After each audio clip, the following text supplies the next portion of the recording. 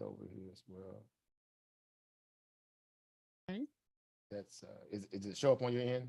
It showed up on my end that you're now live streaming live on YouTube. Okay, awesome. All right, so yeah, you good to go. All Okay. right, so make sure I got that over there. It's probably gonna pop up on my thing. Yeah, it's popping up on there. All right, so that's Okay. good. All right, Miss Daniels, we here today. All right, get this session started here today on Okay. the 3rd of March here. This first week into the new month, as I like to call it, the reckoning month, right? After what we just had in January and what February kind of proved to be a very interesting month in itself, dealing with a lot of the data, dealing with a lot of the market price action that's been obviously culminating from a lot of this bullish sentiment or bullish drip that we got out of January, whether they're able to kind of cement that and look at that from a stepping stone essentially to go higher, right? The market to go higher, right? Provided the fact that they use a lot of common talking points that was coming out of the news and the media that they were using the disinflation conversation as a tool to be risk on the marketplace, right? You saw a lot of people utilizing the value of, again, post-tax loss harvesting as a way to come back into the market. Again, fund managers kind of bought back in because they just obviously had to kind of, put money back into the market. But they did it under the cover, again, a lot of bad data. Clearly, because again, the market did not just, honor all this complete disinflation conversation, which we had a resurgence of inflation that came on the back of January, right? Correct. This wealth effect that kind of culminated from holiday spending, which they will use that as the talk point and say, well, this is seasonally adjusted, right? It was seasonally adjusted while we had numbers turned back up. The same model that they used to kind of map non-farm payroll, right? 500,000 jobs created. Where did that come from, right? Was it an error? Was it, typo? Did someone add another, 5 as opposed to 1? But again, when we go back and look at the data, which we just got out of, the BLSI, many of these, statistician type reports, Federal St. Louis, the Feds of St. Louis, basically, Federal Reserve of St. Louis, Philly Fed, many others, even Atlanta GDP. Turns out that the inflation numbers were actually a lot higher back in the summer of 2022. Mm-hmm. The job numbers were disproportionately priced wrong. They were aggregated wrong that whole time. So how the smart people that are getting paid for this, the PhDs and smart people, how did they get that so wrong, right? So much so that it gave a false reading to the stock market, and it made the presidency look good. And the more it made Joe Biden look good because they thought, okay, even though people were still being unemployment, but inflation was coming down. Again, this idea that inflation is coming down. So you may be able to orchestrate this soft landing, right? Hence, that's been the conversation. We're gonna have a soft landing. Turns out it was all fugazi, right? Numbers were a lot higher than what they were. We're talking about whole basis point, percentage point higher, right? Mm-hmm. The projections that we got out of the Philly Fed that they saw disinflation happening at a very exacerbated rate, where basically was just going to happen really fast, right? Inflation was just going to shed percentage points all the way down. Of course, their favorite instrument they use is the PCE, right? Personal consumption expenditure, right? Mm-hmm. A lot of that stuff is based upon discretionary spending, right?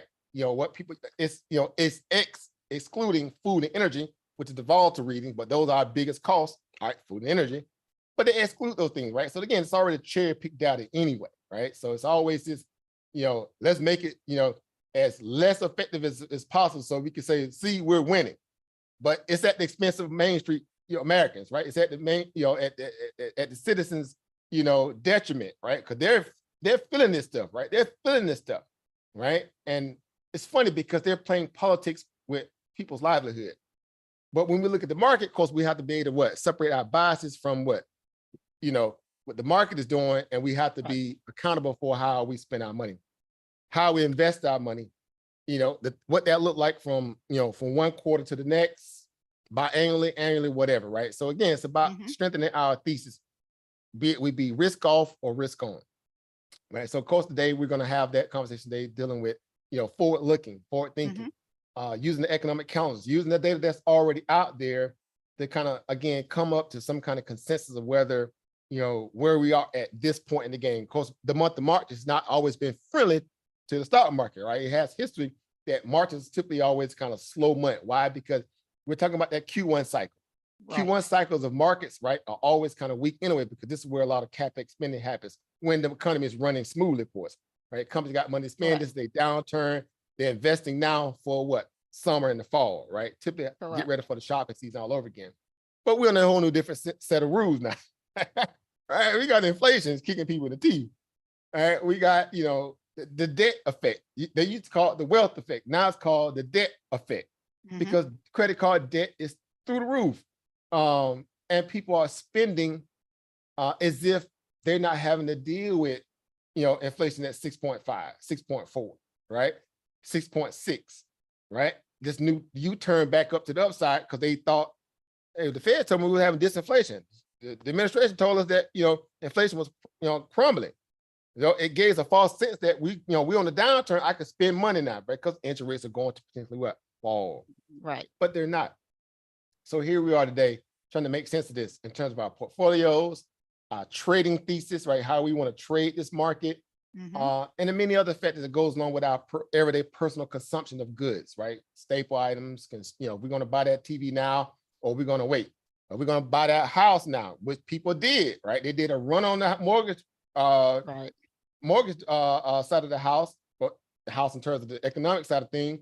And they went and locked in those rates 5.8, 5.9, 6.2, 6.3. When it was at 7 previously, they said better now than never because maybe interest rate may go up, turn and go back up. And those people were right. Yeah, interest rates is definitely going back up. And now they're going back up because again, when we go look at the bond market, let's clearly go right over there. Let's start this thing off, getting straight to it. Let's go into the bond market here. All right, let's go see exactly what those rates are looking like. Because we know when it comes to the yields, you know, technically, in terms of the PCE, the Fed's favorite, you know, yield that they look at is that 3-month, right? The 3-month yield is their favorite one. Matter of fact, where is that?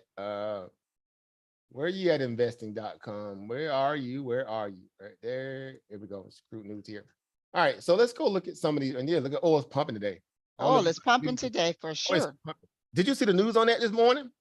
Yeah, but they were saying that they thought oil was getting ready to run its course in terms of the earnings that they've had recently. I mean, that's right. Oxy, right? They've been killing it, but they're saying now they think it's reached this peak. But I don't think so. Did you see the hit piece this morning that was called Oil to Drop and turned around and it rocketed afterwards? This was the manipulating of data. Here we go again. Exactly. You come from the forest market, you know exactly what's going on here.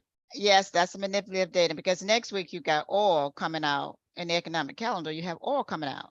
I think it's on Wednesday. They're doing OPEC reading on Wednesdays. Couldn't make this stuff up. Look at this right here. This came out early AM. I saw it because I have alerts on my oil, you know, oil stocks, right? Oil stocks or market period. Right. And I'm like, okay, so I think it was around about a little after 8:40, somewhere around there. Or fell off the roof. I got the little phone ping and stuff like, what's going on? And people look around, where's the publication? What's happening? With the oil market just dropped, right? Because, you know, oil is very low beta. They don't make these egregious moves. And it dropped. So true. So this was the news that came out this AM. We can look at on the chart exactly what. Look at this. You can make this stuff up. Yep. Look what it did. It just plummeted. It just out of nowhere. So it had to be a news headline for this to happen. And then right after that, it rocketed back to where it was and then higher. Yep. So it's two things. It was a setup for a breakout, or it was a setup, a failed setup altogether. Look right here. Oil prices slumped on Friday out, and this was pre-market. Slumped on Friday after Wall Street Journal reported that the United Arab Emirates had an internal debate about leaving OPEC and pumping more oil. Now, the pumping more oil obviously makes sense because if they add more supply, that automatically what drives the price of oil what down, right? But the fact that they've been able to, you know, produce less, that's what's keeping the price elevated, and it's still meeting the demand of what the global need. Now we know got China still come back online. That's another conversation for another day.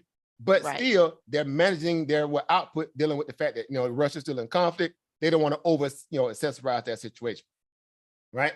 Some would say they're playing ball and working with the Russians, but the Russians are a big part of OPEC. America's upset with that. Oh, so well, oh well, right? It is what it is. You make your enemies where you do. You can't fault the market for trying to participate on what they are trying to price in, right? And that's what Right. we're dealing with here. But again, the article goes on to say, but retrace some losses after the sources told Reuters that is what? It was It's not not true. true. Mm-hmm. Either that was a setup, failed setup, or there was a setup for a breakout as people get in a little lower. Nonetheless, that's bad for the administration, our administration, Well, yeah. because they need oil price to keep what? Plummeting. The Fed needs oil market to continuously what? Go Plummet. down. Because Yep. that hurts inflation, right? They need it to come down. And Joe Biden, again, SPR, Strategic Petroleum Reserve, they dipped into again. They said they stopped back in December. Turned out that was a lie. The lie that hit the terrible, more potent, whatever the story. That was a lie. That was a lie. You are the baby daddy of stealing from American people in terms of oil reserve. Mm-hmm. And they took more oil off out of the reserve, and they just been taking it, refining it, and selling it. They selling it. They're selling it to China. The same people they're warring with right now in the Cold War, they're selling it to China. And you couldn't make this stuff up.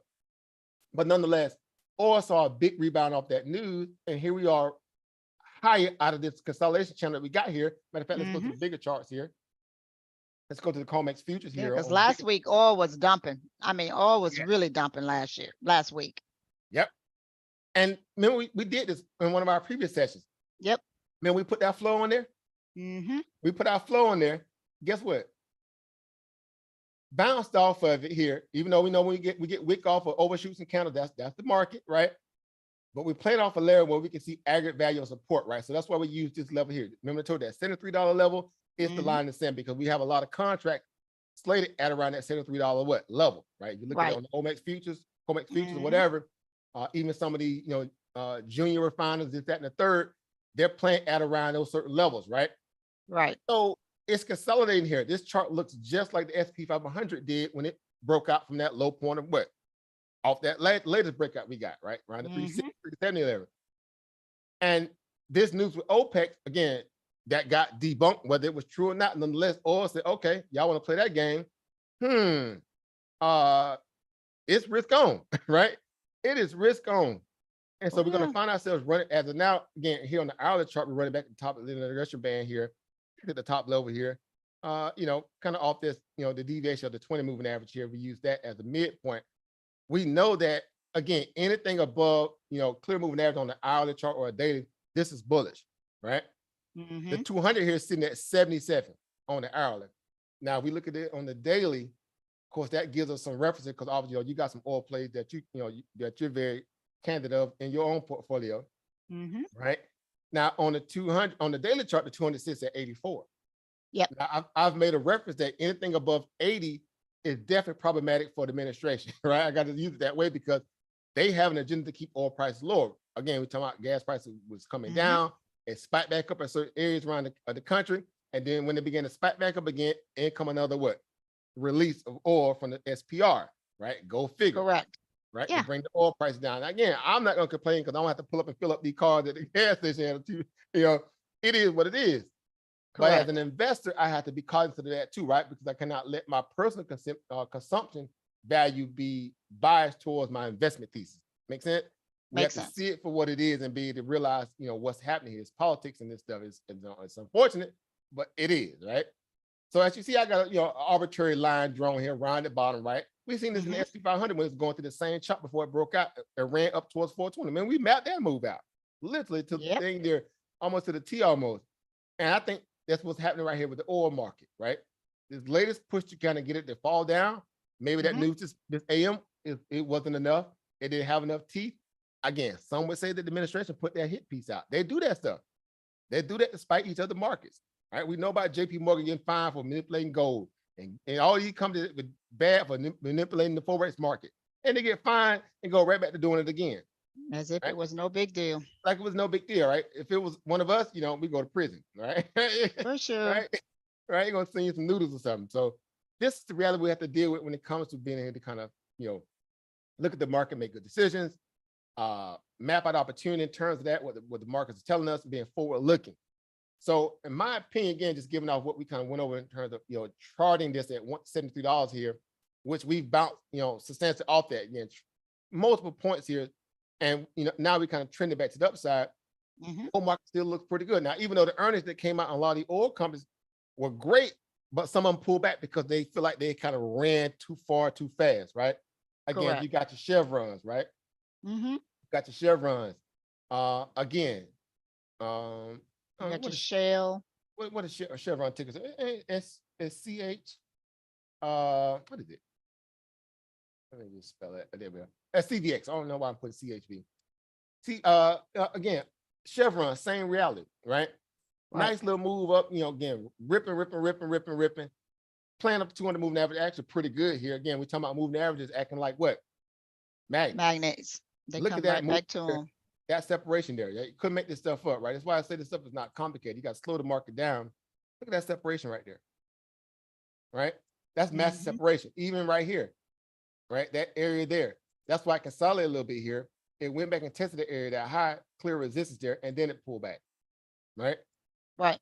Well, if you're an investor as opposed to a trader, if you're, again, you still long-term thesis in this, you ask yourself, where are my dollar cost levels where I would feel comfortable adding more capital to a stock that's already breaking out? Well, most people use the what? The Mighty 200. Yep. If The you feel like 200. there's still more bullish drift left into an asset, you want to use safe zones or safety spots or safety levels or pivots as places to kind of, if you choose to want to add money, you do. But we're talking about assets that already run substantially, really well off their lows, right? Coming out of Mhm. the point, especially, from last year, 2021, when the oil market was still kind of figuring out what it want to do, right? Look at this. Come make this stuff up. 2019, 2020, oil was just kind of what, especially in Chevron perspective, Yeah. Yeah. COVID hit, it was just kind of already kind of being phased out, or they were trying to at least, right? Green Right. energy, clean energy new deal, this, that, and the third. Came in 2021, same thing, right back to what? Equilibrium, going sideways, Mhm. going nowhere, coming off of this area here. And then all of a sudden, somebody woke up and said, oh, okay, yeah, about that, right? Chevron jumps from 94 and goes up to basically 180. Couldn't make this stuff up, right? Makes 100% run. Mhm. And the bullish case is still pretty much still on. So again, you hold, you're investing in the oil market again. One of your, Good old Marathon. right, of choice, right? One of your, candidates of choice, Marathon. Right? We Mhm. talked about this stock plenty of times, of course, going through it and using it as case study. But it looks obviously identical to Chevron. Clearly, It we know sure that we had a does. resistance top up here. We marked that top. We put our line up there a while Mhm. back here, and we're just watching it here at this point here, right? And Right. figuring out, where are we in terms of price performance, right? Given that, again, you got all this crazy news that's happening. You still got the war in Russia, right? You got OPEC saying that we only going to produce as much as oil we need. We're not going to go over what we need just to make America feel good, right? Again, they already thinking about coming relinquishing the petrodollar and going to what? The petro yuan. They're thinking about using Chinese currency now for their oil.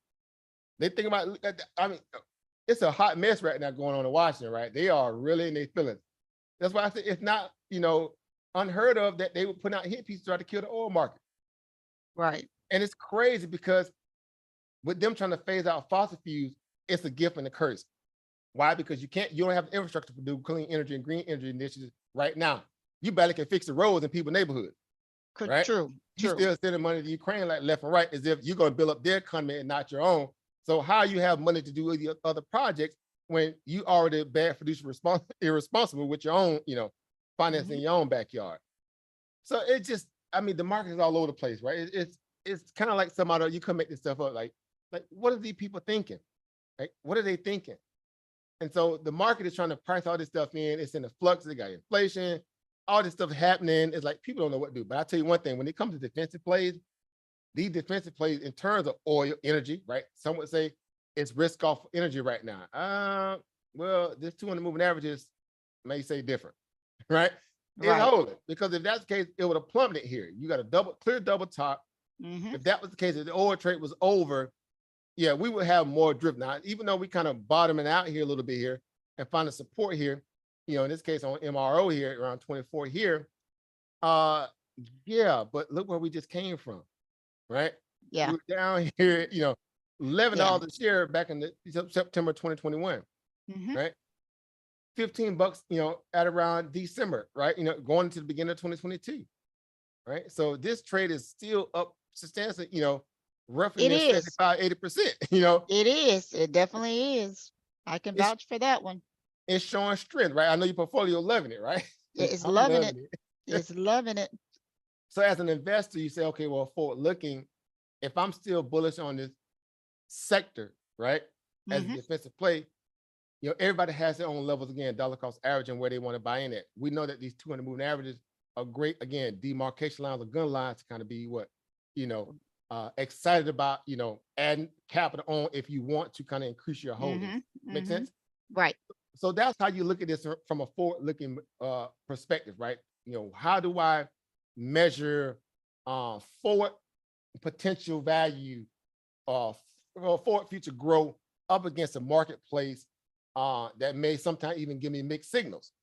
But overall, if the trend is still showing you strength, as they say, the trend is your Trend is your friend. You trend is your friend stay in it until it actually makes a turn. until it makes you head for the hill. And Yep. again, crude WTI is pretty much is the bellwether that we look at. Again, it's just breaking out today. Now we know the broader markets are moving today too. You got spies up, ripping like no tomorrow. Yeah. Yep. But this news here was what it was binary because we got that publication this AM in the AM, right?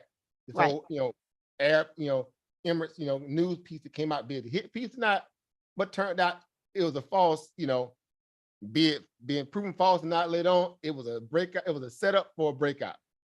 Right. And now this just made, the administration right now is sweating.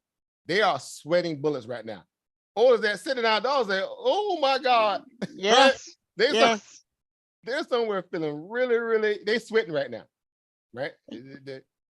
Again, couldn't make this stuff up because again, they may have to replenish the SPR with high oil prices. When Yeah. they said we want to, replenish it at around $7 a barrel, right? A lot lower than this. So again, looking at this on a comprehensive perspective, right? On a technical chart here, just using again, oil is one of the forward-looking mechanisms to kind of look at the marketplace because we know it has a lot of bearing. Number one, not just the economy, but also inflation, right? Right. Mm-hmm. It is a bellwether reader for the inflation story. And the Feds are looking at oil right now too, ripping, and they sweating, right? Fed sweating and Joe Biden sweating, right? They getting it right now. They going through something right now. I just say that they're going through some things right now. They're in their little feelings right now at this AM, right? And we're getting ready to start the spring break season. And so you can imagine the price of fuel is going to actually continue to go up. It always Exactly. does. Spring break traveling, airlines, plane ripping, Airlines, car trips, around the country, going to visit people, families, students, cruises, all of that. cruises. All of that impacting. And that's before even the summer, peak travel cycle hit. So we're talking about cycles for a reason, right? Because I like to use the cycle theory a lot, right? Because we understand markets don't move in straight lines, right? It's an S curve thing. What you call the waters of noon. That's my favorite analogy, right? The waters of noon, right? So the waters of noon tells us on a cycle perspective, and we look at this, from this latest bottom out effect move at 68 going into 2022 here, right? In around that level, $64, $67, and we S curved off that. Right. We S curved all the way back down. And now we're going back up. And now we kind of S curving back up. This is not rocket science. Now, if I was to ask you, what are some of the tailwinds that also add more fuel to the oil story at this point? What would some of those tailwinds be for you? Because you spoke about one thing. Obviously, you spoke about the spring break scenario, right? You got spring break. Yeah, right, you got spring break. Right. You've got you still got the war in Ukraine. Right.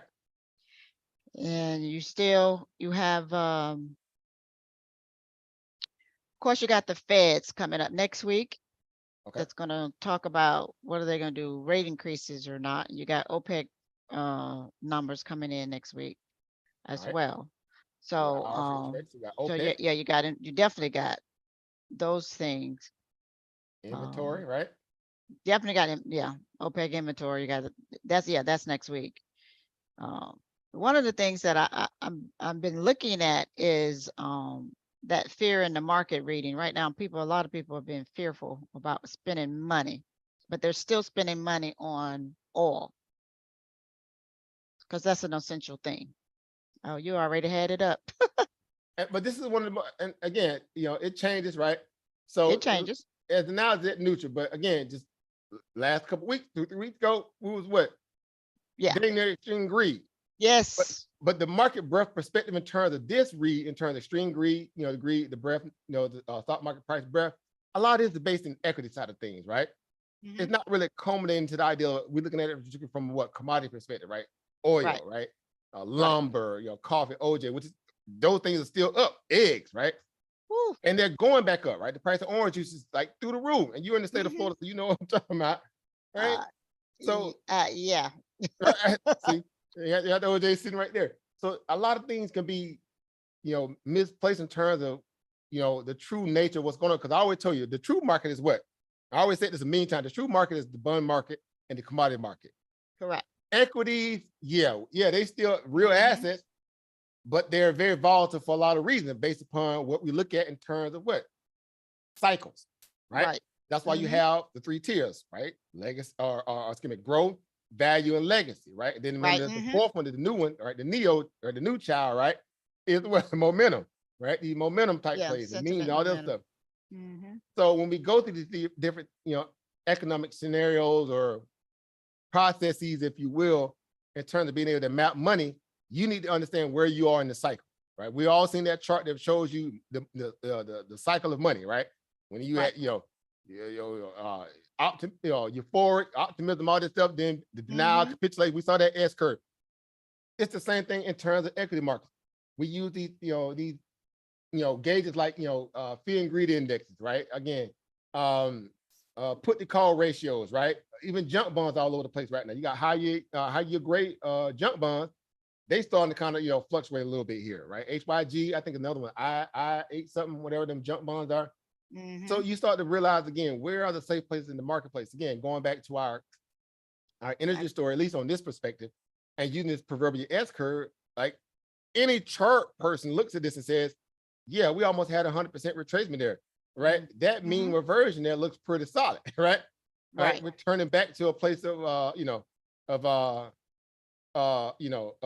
matter of fact, let's do it this way, right? Let's use this here as we just use that line, right? And we just use it from a place where you know that was the most recent, a recent low in the market when it kind of hit this pivot point here, right? Right. And then we Mhm. went on from there and did other things. Everything at that point there until it changes, that's support, right? Right. That is support until it is not. And that's problematic because again, if they was going, meaning the administration was going to get oil below 70 bucks a barrel, they had a chance to do it right here. That was their chance to do it. It's still close to it. Anything can happen. But like I said, these are tailwinds. And there's one more that I know you probably thought about it, but it's one more tailwind too.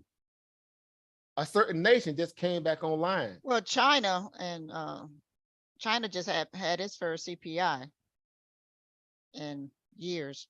Well, in a while. and they just came off a COVID lockdown. Yep. This is the manufacturing hub of the planet. Highly industrialized nation that requires a lot of what? Energy to run. It Mhm. takes a lot of energy to run an industrialized nation. Right.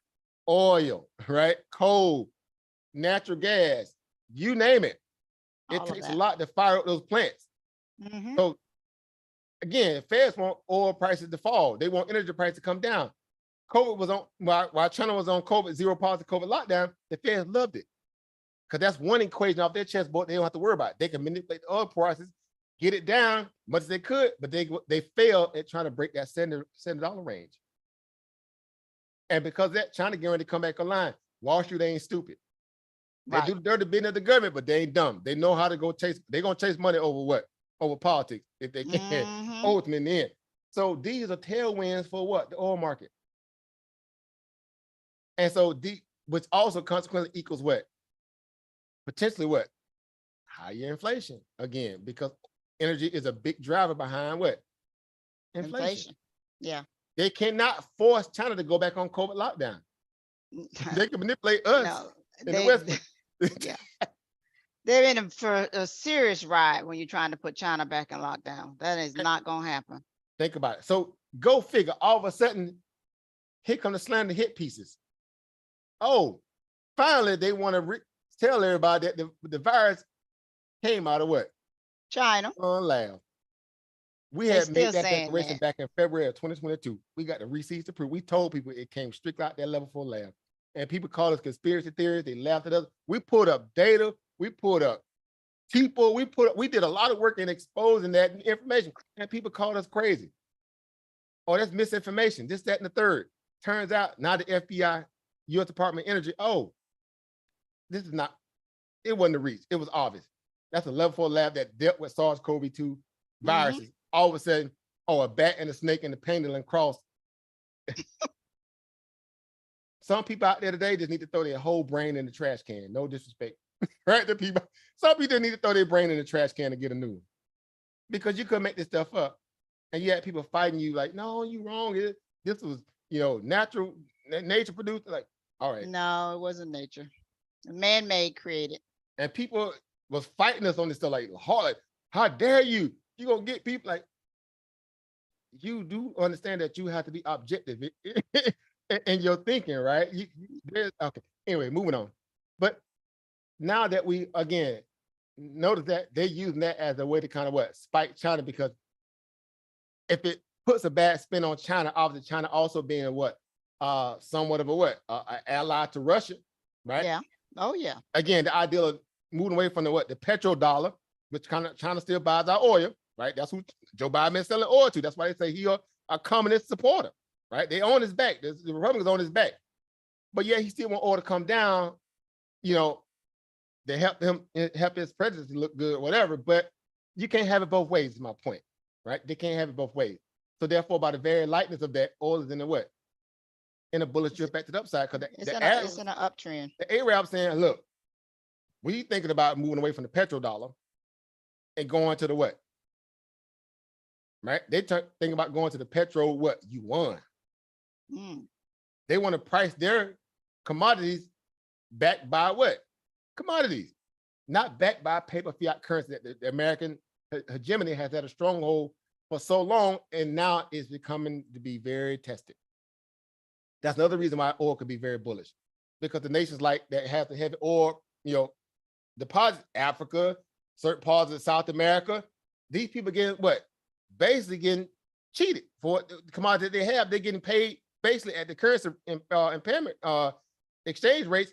They're getting got. Yeah, because the value of the dollar is high right now. I think the dollar is what, $1.04, $1.06. Yeah, we have $1.04, $1.05, right? And they need, that's another thing, right? If the dollar ain't dropping, that's more pressure. The dollar's actually going up. So and the exchange rate, exchange rate for these other countries, like you said, they're getting shafted. They're getting shafted. And you need the dollar to come down in order for what? For inflation. Inflation to come down. Right? Or in this case, I'm gonna say it this way: the dollar needs to become stronger to kill demand first. Because the stronger the dollar is, the less you purchase with it, the more it forces you to want to kind of slow your demand to buy things, and inevitably brings the inflation down. See how it works? It's a gift and a curse. The Feds need the dollar to stay stronger for longer, so it can fight back the demand to kill inflation. Okay. Mm-hmm. The administration has a problem with that, because it costs the goods and services more obviously on the citizens on our backs now. But it also hurts the corporate sector too. Why? Because their margins go down, because, like you said, the forex impairment or exchange and math, it goes against corporate, or big mega tech companies. It goes against their business model.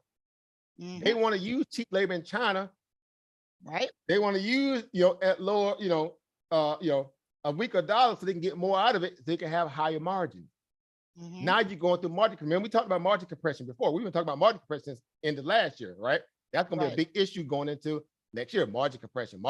People like, no, man, you look, now all of a sudden margin compression is the thing that companies are dealing with now. We saw that with Target on their earnings call. Walmart, margin compression. Apple, margin compression. All these companies thought, Amazon, margin compression. And now on top of that, you have what they call wage price increasing, right? You have to Mhm. pay people enough that they can survive in higher inflation for longer.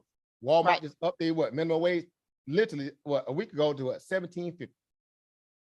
I'm finna get me a part-time job at Walmart. Hey man, 17.50 at Wally World now? Man, look, I be one of the people at the Wally front door World, greeting people like, look at 1750. him.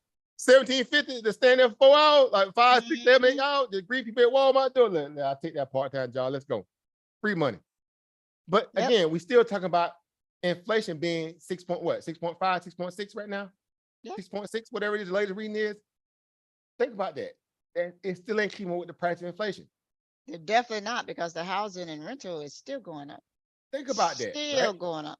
So if you raise minimum wage is still a joke in itself. But even Mhm. at the price that they raise wage increases up to 17.50 an hour, if you do that times what, or you divide that what, but it's 6.4%, Mhm. that comes out, to rough around about $2 and I think like $2.70 something cents hit on that what, that new pay bump you got. So you take that same $2.73 minus from 17.50, where are you again? You rat back down to like Right $14. back down where you were, $14. You're better than what you were last year in terms of pay, but you're right back at But you 14 right bucks. back where you at. So that's why I say Yep. that hidden tax. Inflation it's like Hidden tax. Yep. it grinds you down. And the longer it stays at a certain level, hence the idea that we talked about this before, right? People again, look, that's crazy when we talked about it. We're talking about this way back in literally spring or summer, basically spring and summer of last year, that we know without a shadow of a doubt that we're going to hit inflation or excuse me, recession. Right. But in the interim of that, what's going to happen first is we're going to have a what? Stagflation. We are definitely in stagflation. Low productivity.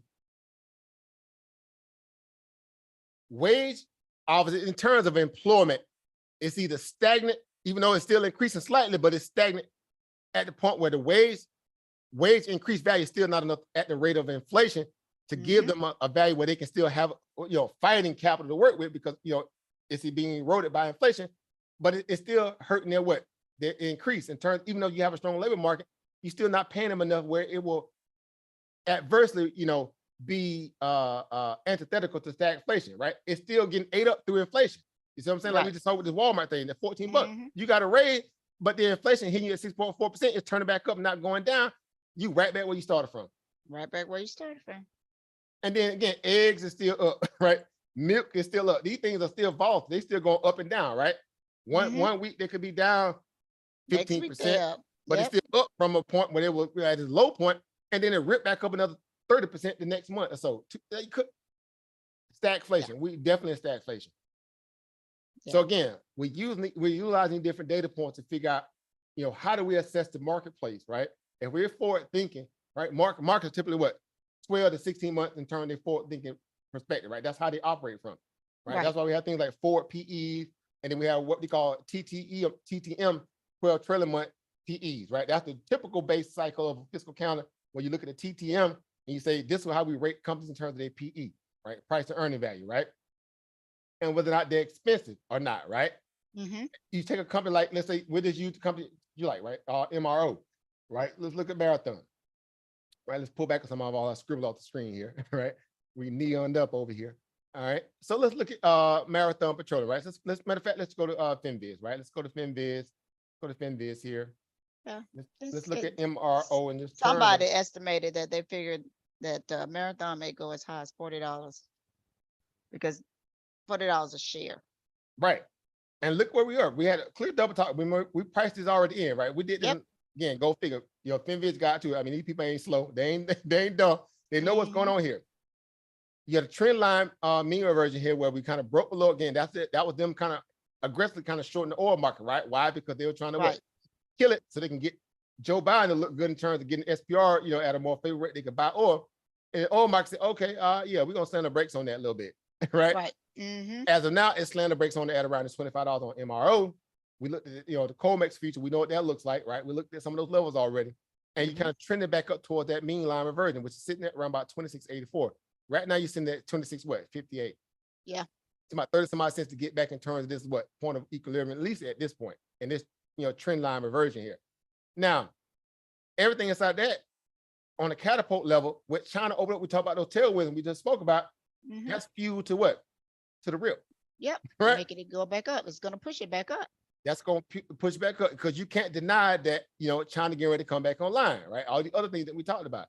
So let's look at this from a place in terms of PE. Look at the PE. The PE, now we're talking about a low beta, right? Oil is typically low beta. Right. Right. It's not a high flying growth stock movement. So, but again, that's not bad. 5 times earning. Right. With a commodity market that's still showing you that there's strength because you got nations who are now again coming off their lockdown too. Now we just talk about the big ones, right? The big mega, China and all those type, but you still think about the other nations that was, that's coming back off their somewhat lockdown. They're getting back to business, right? It took a while to get back to business after we were shut down. They're gonna need fuel. They're gonna have oil consumption. They're gonna need things to get them mechanized too, right? For their own right.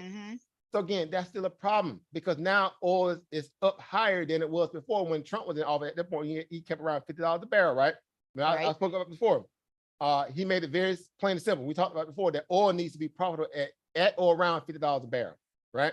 Right. Everything above that is what they call gravy on top, right? The old barons, they're doing the Birdman era. Yep. They loving this right now. But if you invest in oil, you should be too. It ain't your fault. Right. It's not. You're investing as you need, as you see opportunity in the marketplace, right? So at a 5 PE, oil is still looking pretty good. Now look at the 4 PE. This is going into the future, right? In 2024, it's still not bad. That's pricing growth. Yeah. Anytime your 4 PE is higher than your current PE, that still means there's pricing growth. Right. So that's almost a full basis point, 0.8. That's almost a full basis point. Right. And again, you got all the other issues. And at some point, if they ever get serious about really fighting inflation and get it down, then yeah, you can kind of, recalibrate that number, right? And maybe be 5.6, maybe 5.4, whatever. But as of now, these people are trying to have it, their cake and eat it too, and they losing. Why? Because what happened at the latest CPI? Right back up. Yep, back up. So again, oil here to stay, right? Clean energy initiatives, yeah, that's still in the future. That's like the metaverse. It's too soon. Too soon. Right? They don't need to have the infrastructure or the manpower to get all this new green energy stuff up and running. Now they have what they call arbitrary dates that they want to be completely green and neutral, right? Carbon free. California talking about 2030, 2035, all these nations talking about that stuff. Here it is, they got record inflation to kind of throw a monkey wrench in their plans. All this excessive money printed by the central bankers around the world, not just in America, especially Japan. They shot their own selves in the foot.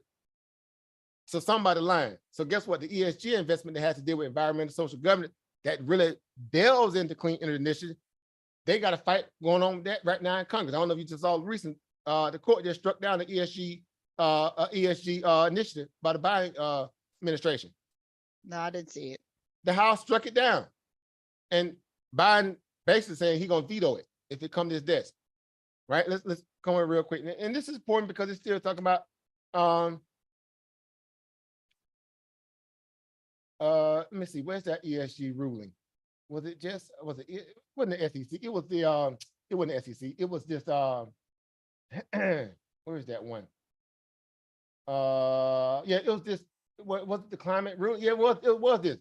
It was climate disclosure rules. No, that's Earth. That's not the one. Excuse me. It was just let me see. It got ESG court rule. I think was it the shit? It wasn't that. It was just happened. It just literally happened. Here it is right here. Red states reject attempt to move ESG case from unfriendly, right? Or whatever, right? Let's pull up real quick. From unfriendly court, right?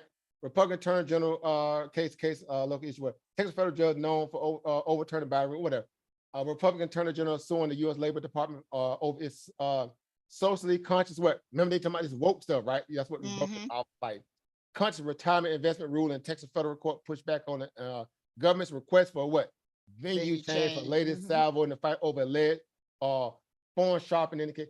Hold up, that's not the one dealing with the it is the ESG one. That may just be the particulars in it, but it's dealing with the ESG investment value of Biden's climate climate initiative, right? This is just going down more in the weeds here. I'm trying to find the overall. Well, let's go to the Reuters one, right? Let's look at the Reuters one, right? Can explain Republicans topple Biden ESG investment rule in court. So this is what it's all about. So they just had a win, literally. I want to say just recently, right? The courts are going to basically kind of go forward with it, right? The House of Representatives voted on Tuesday to block. There it is, to block the Biden administration rule on allowing employee retirement plans to consider what environmental social governance factors when selecting investments. So the idea of putting that into a mutual fund portfolio with offices, fighting again a lot of the energy companies in the oil, right? Right. That's what it's all about. And so, Biden says he's basically going to try to veto if it passes the Senate. House already voted on it. So that's interesting in itself, right? Because again, we're talking about. I'm gonna have to read up on that one. Yeah, matter of fact, let me grab it real quick, and I'll just shoot it to you as well. Oh, you have it. I had the link ready at least. I'll put it over here, copy it. Okay.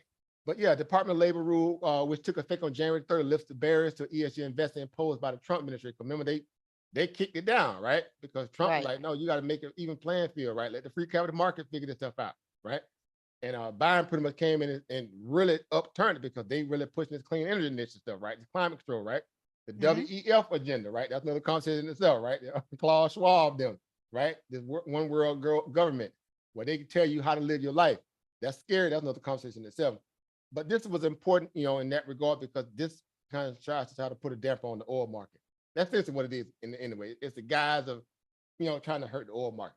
Now, whether you for or against it, I'm not saying I'm either or, but I do realize that, again, we don't have neither the infrastructure or, I should say, the beyond just the infrastructure alone, but the capable workforce of technology or retool people to be able to kind of handle that kind of level of what a new grid, right?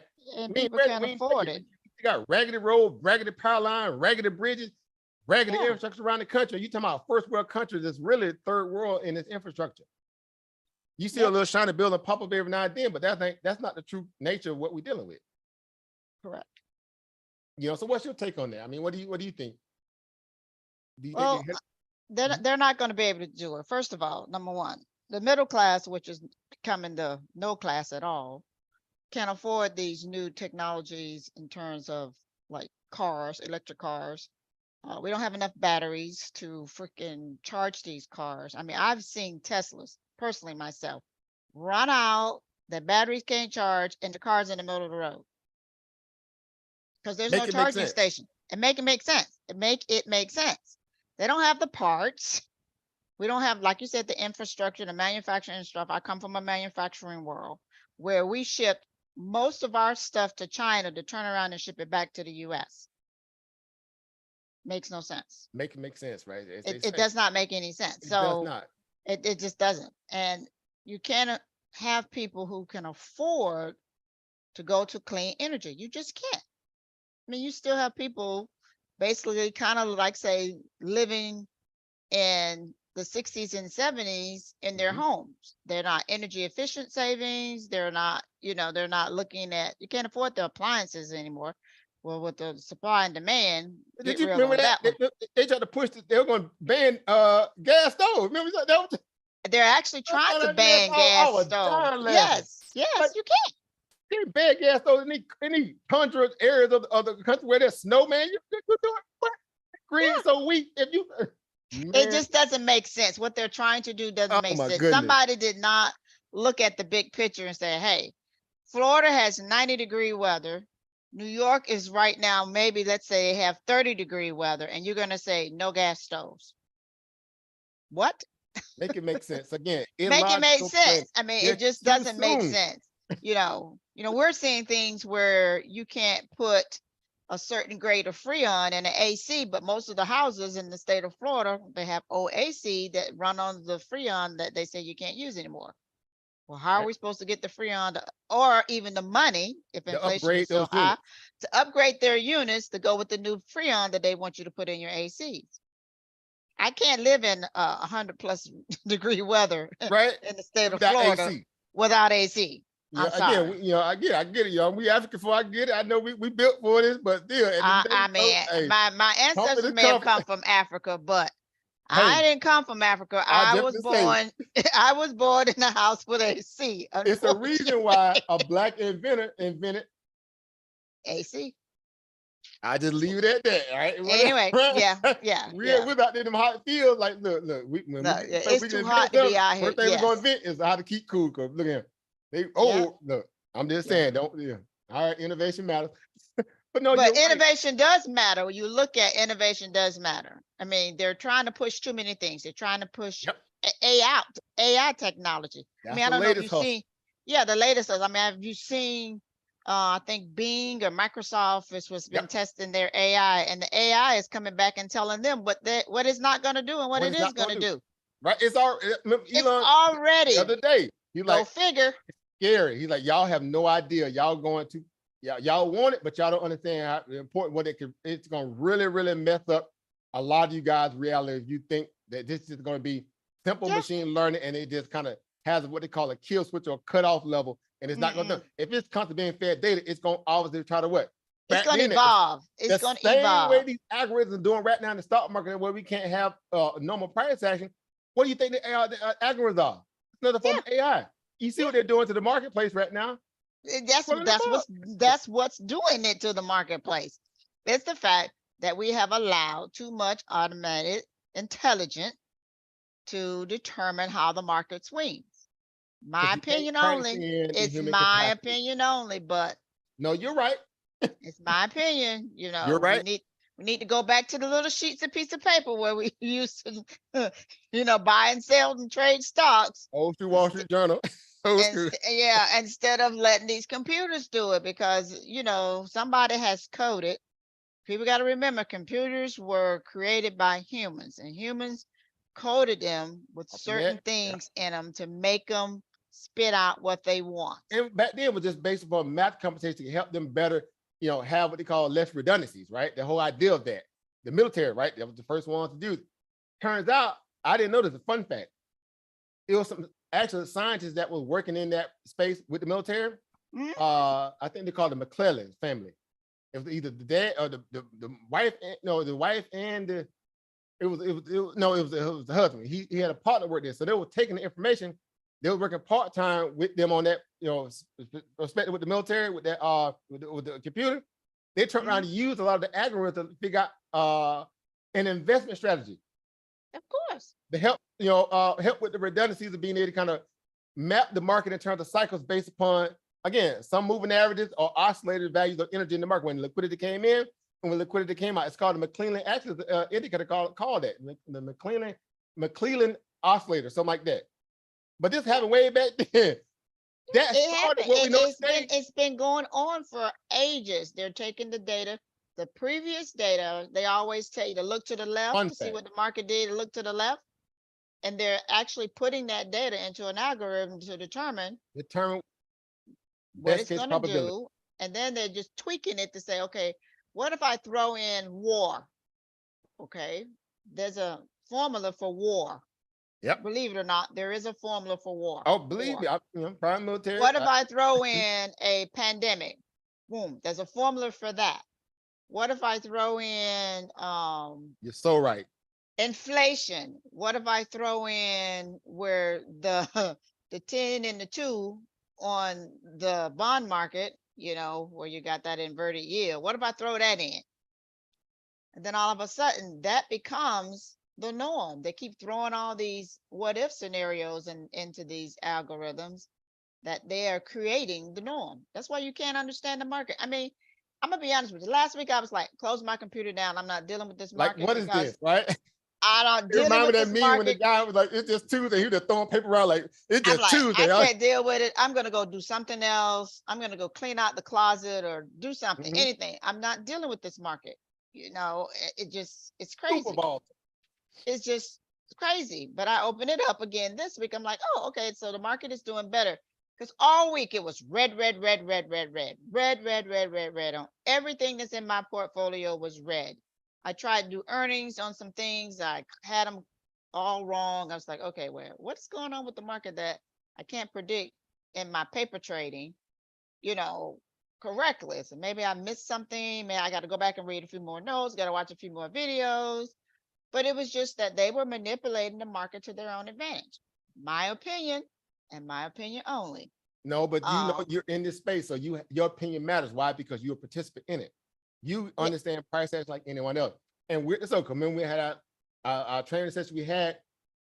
Again, I'm gonna take you around. Remember the beginning of February? Yep. We put up here, you see on the screen right here. Remember I told you why I had my put thesis Well, here you had your puts there.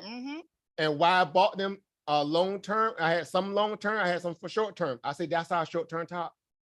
Remember, I was very emphatic. I was very adamant about it. Remember, I told you, I said, this I'm is gonna our short hold term on top. to those. You said I'm holding I said, on I'm to gonna those. hold on to them. I'm holding on because it's yeah, you It's did gonna say roll. it. Yep, you We've said been it. here before, right? Again, all of our little labels that we put on here, you know, this is how, you know, when we speak about being able to map this stuff, right? We had the gap closure. That was clear as day here. That's why I was put zone there. So we just the gap closure. This latest run we just had here, we got a gap close up towards 406, 408. Yeah, they're gonna try to close that gap before you have that next potential leg down. Right. But it's still indicative of what we know to be in terms of our what? Our technical analysis, right? If we break this stuff down, right? Let's break it down here, Oh, right? that's busy. Let's go That's here, busy. That's real busy. right? The Let's open screen up a is little bit, busy. right? Look at this here. What do we see here? Ultimate at the end of the day, we see a series of what? Lower highs. Remember, Highs and higher we're in the lows. business of what? Pricing the trend, right? If we're talking about forward looking, right? Everything we got here, lower high, lower high. Now, Mhm. let's go here real quick. Here, right? This high here, 427. Remember, they kept saying for 430. We're gonna go to 430, right? Yep. We failed miserably here. We got hung at 418, 420 on the futures. We got the 420, but on the regular SPY, we got what? Hung at what? 418 area, right? Right. We had a little overshoot of it. So that's why I said if we back to that area, we can't close above a certain level. This is why I'm going what? I'm going short, right? I had no doubt in my mind in terms of risk versus reward, R versus R. This is why I was like, this is why I'm going short here. Until the market proves me wrong, I'm staying short because this is just another what? Rendition of what we had on the last bull run, or supposed bear market rally. Yeah. Remember, they was calling for the bottom. Remember, again, the talking heads on TV are ignorant. They said the bottom was in, right? Right. At this point here, right? 353, whatever. They ran from 360 all the way up to 430. Okay, I get it. All right, y'all in lower high. I got short there too. We had our line, arbitrary line. That line right there, that line been there for a while. You know, we put that line there a long time ago. That's arbitrary line. It's subject to move, but until then, it's what? It's law. It's the gun line. This line right here is gun line until they tell us it's not. This long horizontal line here. Right. I'm playing that in terms of my risk versus reward. Everything at that line or below it is short potential. Now, once you have a top, it ain't hard to kind of formulate a bottom. Why? Because it's easy to put the channels, you know, in perspective, like we always do. That's why this chart real busy. But you know, we use it for case studies and training purposes, right? Right. It's all indicative of, I guess, us being able to assess market market value for outlooks in terms of the macroeconomics, right? Which we know that ain't hard to do at this point because they released the information. They pretty much lied on themselves when they did all the revisions that they were wrong and they manipulated the market. Because they wrote they bad data, that's what caused this latest run off that 360 area, right? Back to where we are today. They priced the market wrong. They were wrong. I don't know if it was malicious. Not some would say it was malicious. I believe so. But I put on my 10-4 kufi or whatever, and I wear it with pride. I know what we're dealing with. I know who the actors are in this government, right? Right. So we get that, and we know that there's forces behind it. They're trying to obviously save. Not only, here's what's crazy. Not only are they trying to save America, they're trying to save Europe too. We know why, right? That's the extension of the West axis of the banking system, right? We're the military might, they're the banking system, right? We get that, right? Well, Lords of London, we can pull out the data, right? We can go to the history, right? The whole central mechanism comes from off the back of that. But nonetheless, again, and now keep in mind, Europe get struggle. They get crushed on the industry side of things, right? Because of the whole war, whatever, right? Because the service supply chain issue was messed up. COVID was on zero lockdown. They had double compounded effect. Well, why is the Europe market mainly hitting all-time highs under all that degradation?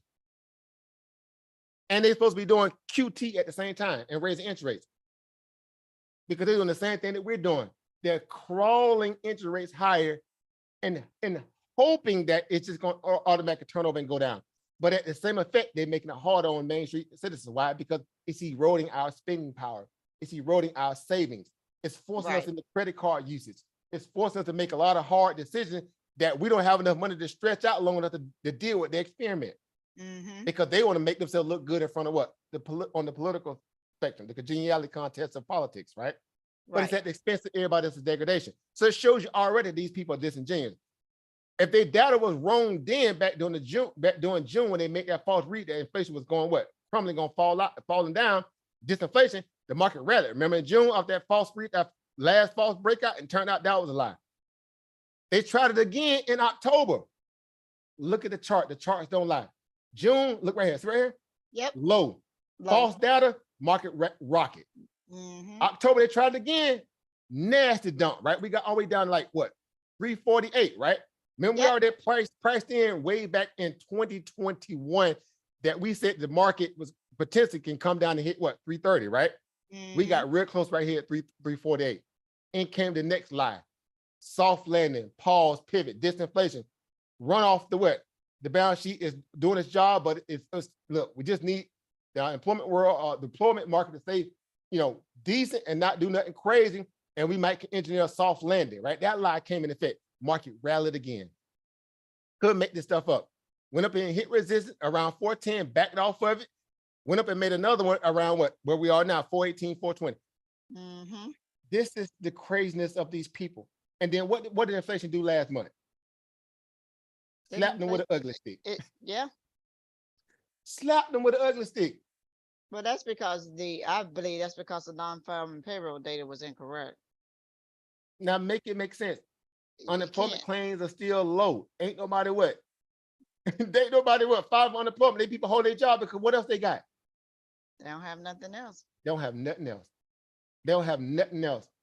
So it's like they want to have their cake and eat it too. And it's crushing them. So look at this from a place of understanding in terms of, where we at? We sitting at what? 6.6, 6.4 right now. I was showing this earlier to a previous training session, right? We're talking about core PCE because that number surprised a lot of the Fed. Because this is their favorite tool that they use, right?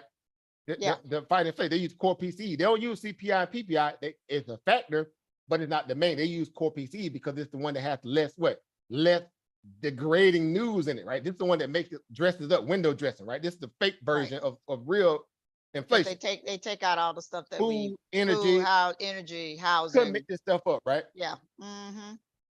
This is a credible website. This is the who? Federal Reserve of Philadelphia. This is the Philly Fed. This was their forecast as of February the 10th. Before CPI came out, non-farm payroll came out, PPI came out, ISM came out, durable goods came out. Before any of that data came out, look what this is why Wall Street was falsely running on false hopes of a rate cut, of a pause or a pivot. These are the people that's managing your livelihood. The smart people, quote unquote. Right. The central bankers.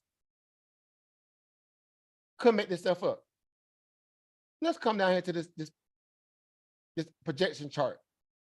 Medium to short run, long run projection inflation, annualized percentage points. This was all out. All the fund and the desk, the investment desk had this same data too. This is why they were pumping the market. They were chilling, eating popcorn, throwing party. Oh, I'm gonna get a new Ferrari, new Lambo. We got the Fed gonna be forced to cut. They're gonna be forced. Philly Fed put this out. But when they went to vote, they were still voting different to a degree. They were still signaling that they had to still be kind of hawkish, right? Right. That was all window dressing, window guidance for the American people. Behind the scenes, they had reports like this that were coming out that they know only Wall Street reads. Main Street people ain't gonna never come to the Philly Fed and look at this data unless they smart at the economists or the financial people, right? CPAs, whatever. CFA. Right. This is not their wheelhouse. American people, this is not their wheelhouse. Look at the projections here. You couldn't make this stuff up. Let me blow it up. Let me blow this up so you can get a headache. Right? I don't mean to do this to you, but look here. They had annualized CPI coming down to around what? 3.3 3.3. Yep. in Q1 2021. Basically, the next report over in Q1, they had it coming down towards 3.3. Right? Well, this is their version. This is the current version. So The when is previous the was next 4.5. It had a reduction, right? when so is the thi- next CPI thing coming out? Do you know? It comes out the 20. We could pull up. I think the 20 something like that. I know the date, but it's the 20 something. Was it the teen? We'll pull up real quick. But they had a projection to come for it to come down. Now this is there, but we know it's higher because their headline, their core Mhm. PCI is different. It's going to be lower than actual, month over month. When we see month over month, we're seeing the 6.4, 6.2 stuff, right? But theirs is going to be reading like 4.5, the 5.5 stuff. But they had it coming down towards 3.3 from 4.5. Mhm. That's a whole basic point in a third. Yep. I ain't making this up. Look what they You're had not. core PCE. They had core PCE coming down next quarter to 3.6. Projection. Previous 3.8, 3.6. Now, what was the core PCE? What was our latest core PCE we just got? I'm not sure because I was just checking because the next CPI is on the 14th. Oh, 4.7. Dang. This is the point when he say fade to black. Right? Ooh. You fade to black. And that little meme that guy was saying oof when you like oof. Hold his head. Harder than expected. Oof. These are the people in charge of your livelihood, though. 4.7. This was their projections. Their projections were 3.6. 6. Yeah. Now you see why Wall Street bought the market up? Mm-hmm. Because they feel like if it's gonna fall that fast, the Fed's gonna be forced to cut by money said. They said by what? End of the year. Yep.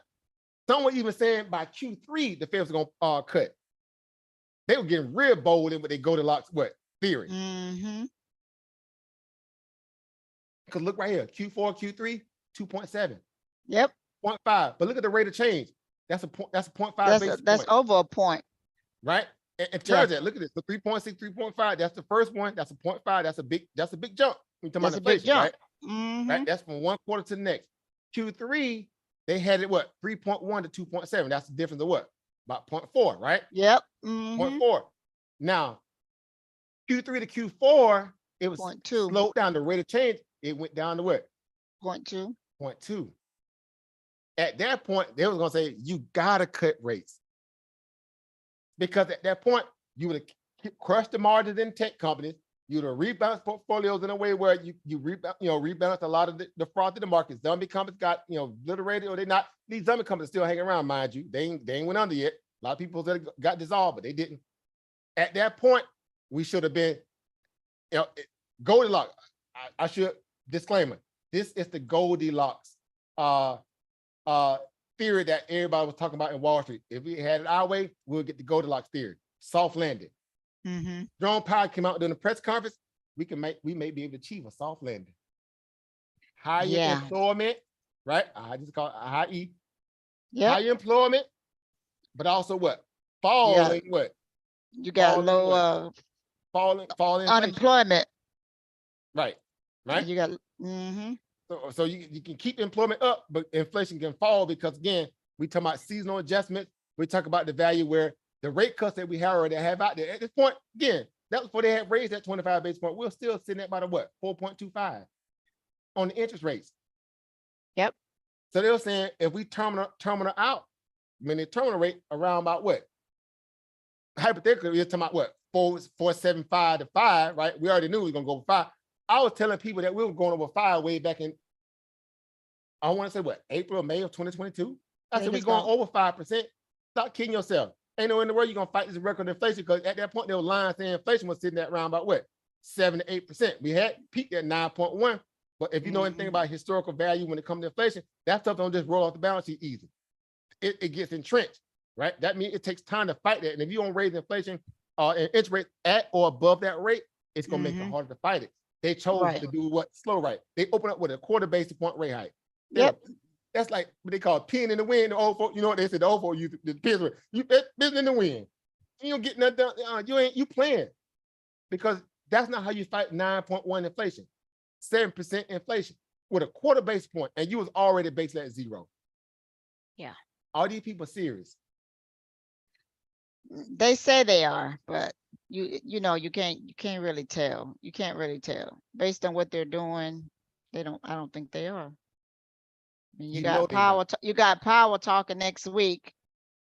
You know, he's testifying in front of some kind of committee. He do it every Oh, year.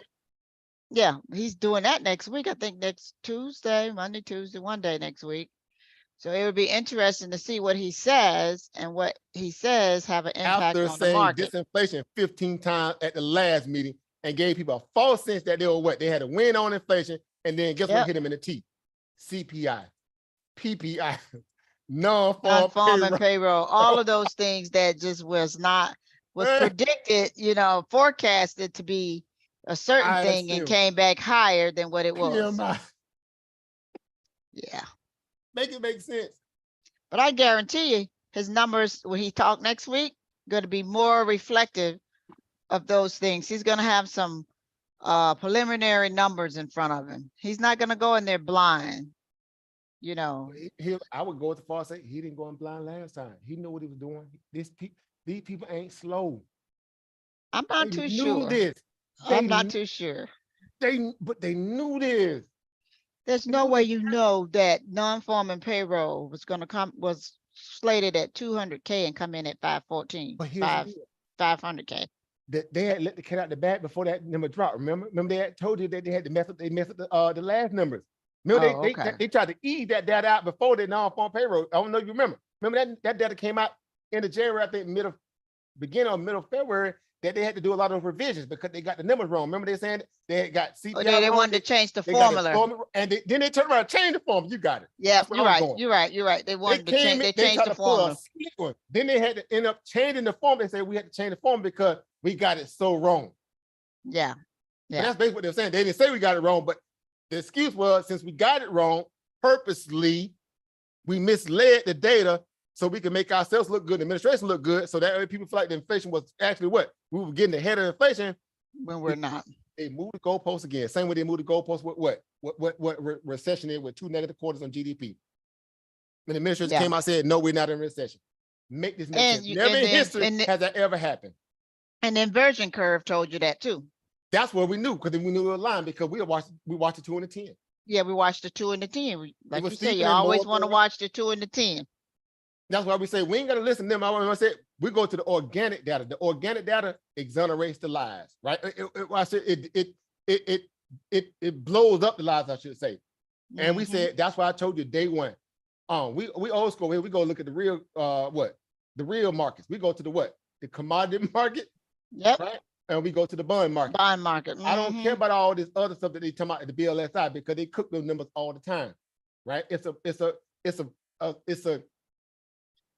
a campaign to make themselves look good against China and all the other nations. We come to the commodity market. This is where the real numbers are over here, right? If the real numbers over here, right? That stuff they doing over there. And even though these could be manipulated, but it's hard to manipulate all this because this on a global level. It's not just America based. You make sense? Right. So it makes sense. That we makes were able sense. to kind of compute these things and say, okay, this is where the numbers at. This is where the reality is at, right? And we looking at this stuff what month over month, right? Because that's how we tell whether or not the market is doing whatever. As opposed to now, look at this. Now these some of the things that were performing a little bit before they took a turn back down, right? Now here's what's crazy. The things that really affect the CPI and the inflation thing, they start to turn what? They're starting to turn. They're Turning green. Back up. Natural gas. Natural Natural gas. gas rate. Look at it. It's bouncing, right? I got some leaps on natural gas. I ain't investment advice, but we were talking about it. That's why I got bullish on natural gas because again, we know what's going on. Gasoline RBAR on the month near 20%. Natural gas 20%. Again, bling haul, like there's the hauls again. Crude oil. All the things that really move the dial is energy thing. They're the ones that's kicking butt and taking names right now. Yep. Yep. right? Mm-hmm. Couldn't make this stuff up, right? See, fool me once, shame on you. Fool me twice, shame on me. You can't get Mm-hmm. me twice. You will not get me twice, right? It's important Right. to realize that the bond market, right? We know how to go look at the organic data to make sure that we call BS on the what? On the Okay. lies, Right. right? Let's come to the U.S. government bonds. Let's blow a hole in a whole little lie. Look right here, right? Yep. Now these ain't this ain't the performance chart. I should have went to the one with the performance chart. Yeah. With the daily one, with the Right. daily numbers. Let's go to, matter of fact, let's do it this way. Blah, blah, blah. Oh, that's the 30. No, I want to go to, that's how you find. That's not the one how you do the, let's I go to thought the it month. was the Oh, that's federal. the yield curve. That's not the one. I'm trying to go that report like I do with the oil. All right, matter of fact, let's go to the chart. We go to the individual chart. No big deal. Let's go to, again, let's go to the 2, right? The 2, right? Yep. The 2 and the 10. The 2 and the Because 10. the 2 is the leading benchmark, right? So the 2 is the leading benchmark. Okay. Now we already went over the 10, man. We did a deep dive breakdown on that 10-year that time, right? Yeah, Remember you our did, levels, because you said that 330. the magic number is 3.5. Yep. Everything at that gun line is game on or game off, right? Remember I said I told Right. you anything above Mm-hmm. 3.5 and it hold, get long, get long, defensive plays, right? Right. Get very skeptical about tech and growth stocks, right? Because they're gonna be in trouble, Right. right? Couldn't make Mm-hmm. this stuff up. Let's go to the monthly chart. Make it make sense. Right? No, matter of fact, let's back off. Let's go to the daily. Right? Let's go Okay. to the daily chart. They had began to kind of push the 2-year back down, right? Remember, we was Mhm. pressing up here around 4.7. They got Yep. it all the way down to about 4.1. Double Mhm. bottom. There's a dip. There's the other dip, right? Let's look at it on the weekly chart. No, he's not gonna look at it on the weekly chart. All right, but you kind of can see it, right? All it was a pullback, right? Right. There we go. There's our pullback from basically October. That's when it came start coming down in October, right? All that Mhm. fake data that what inflation was starting to be, disinflation was falling. They killed the 2-year. They brought it all the way down like 4.1.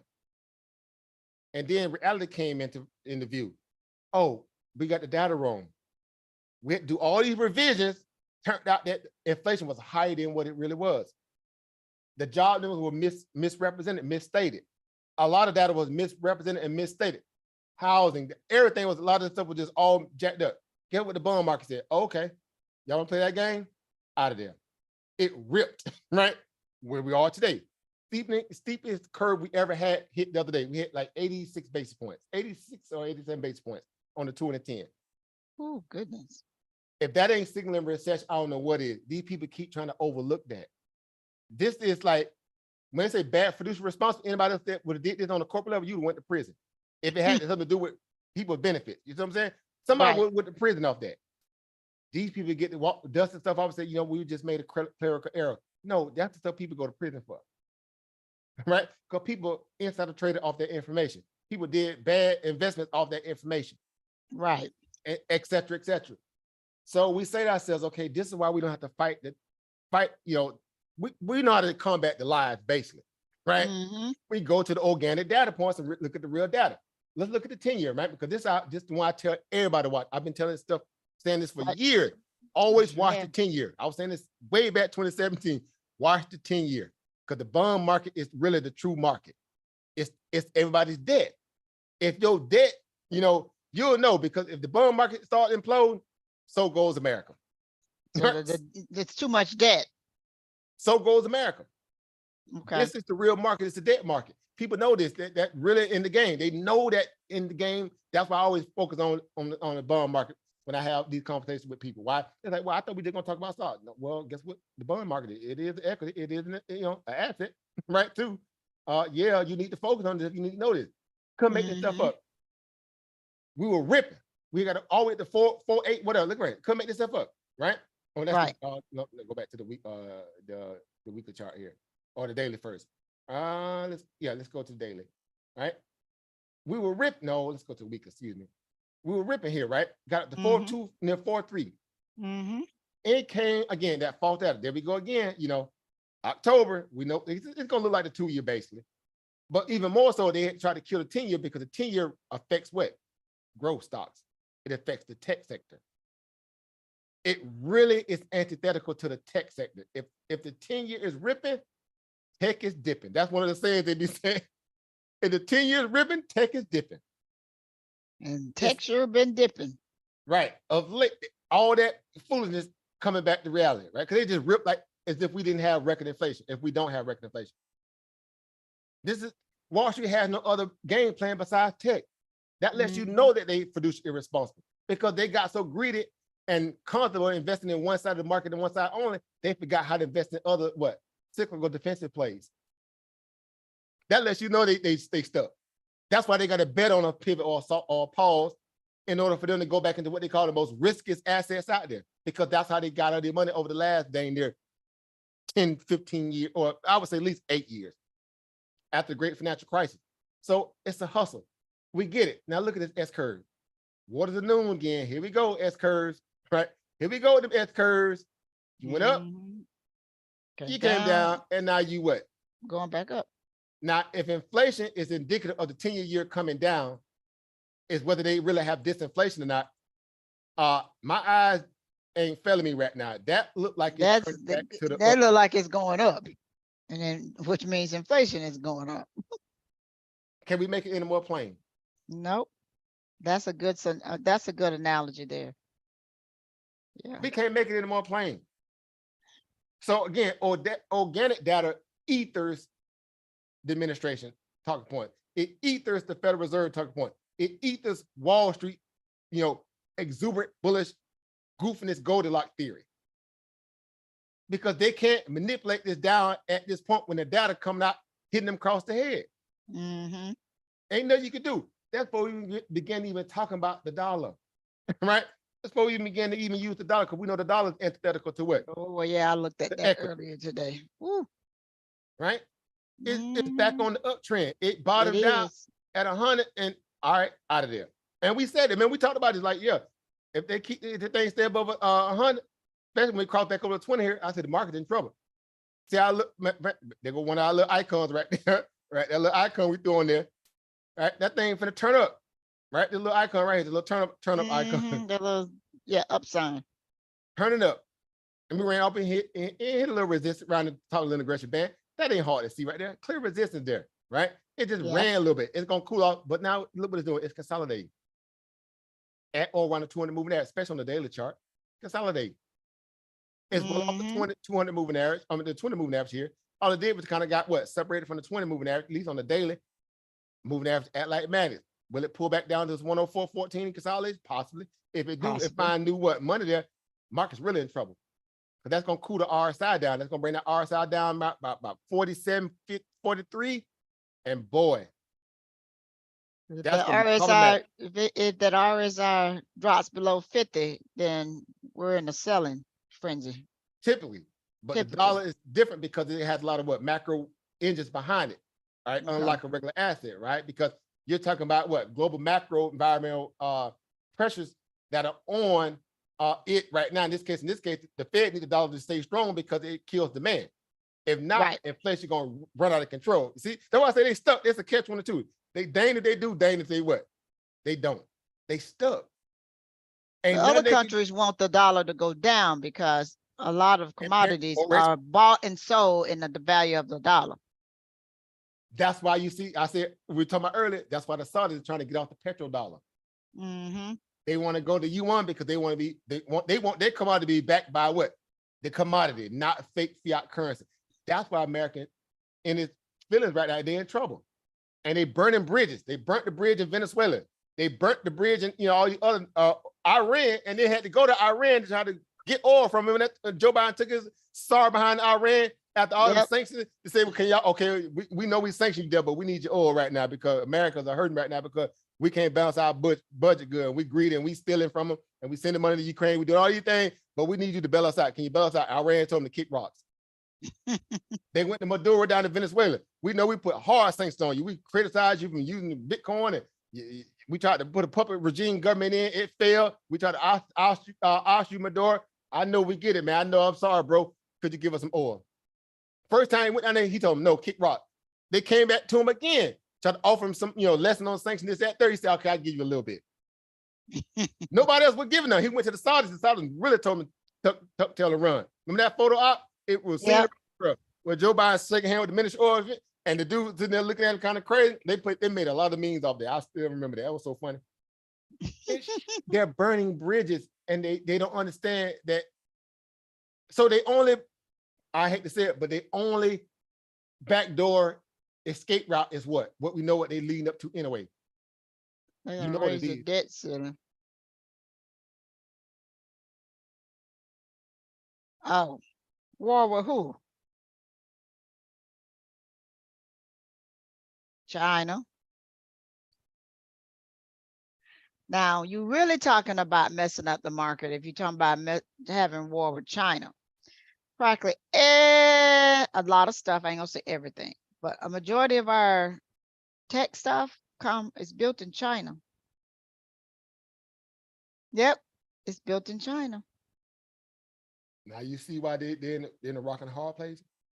Well, yeah, after every great war, like the Depression, that we was in war, it actually, Who gonna pay for that? yeah, 31 trillion of debt. Who yeah, gonna pay for that? that's how much per person, for how much per US citizen, taxpayer US citizen. So I Make think it make sense. somebody calculated that number out, that each taxpayer would owe, what is that? $1 million or more?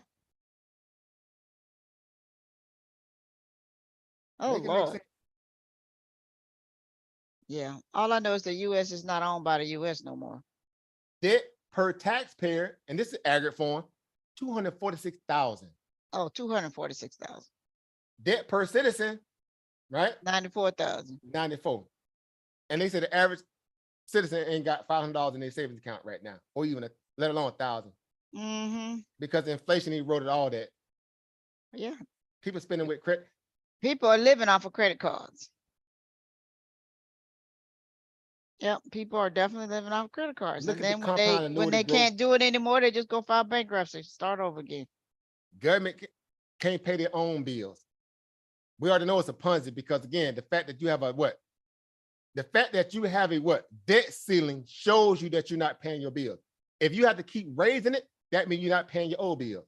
But Right. they want you to pay your bill on time. Well, they want you to pay your, okay. So they can keep robbing Peter to pay Paul. This is a Ponzi.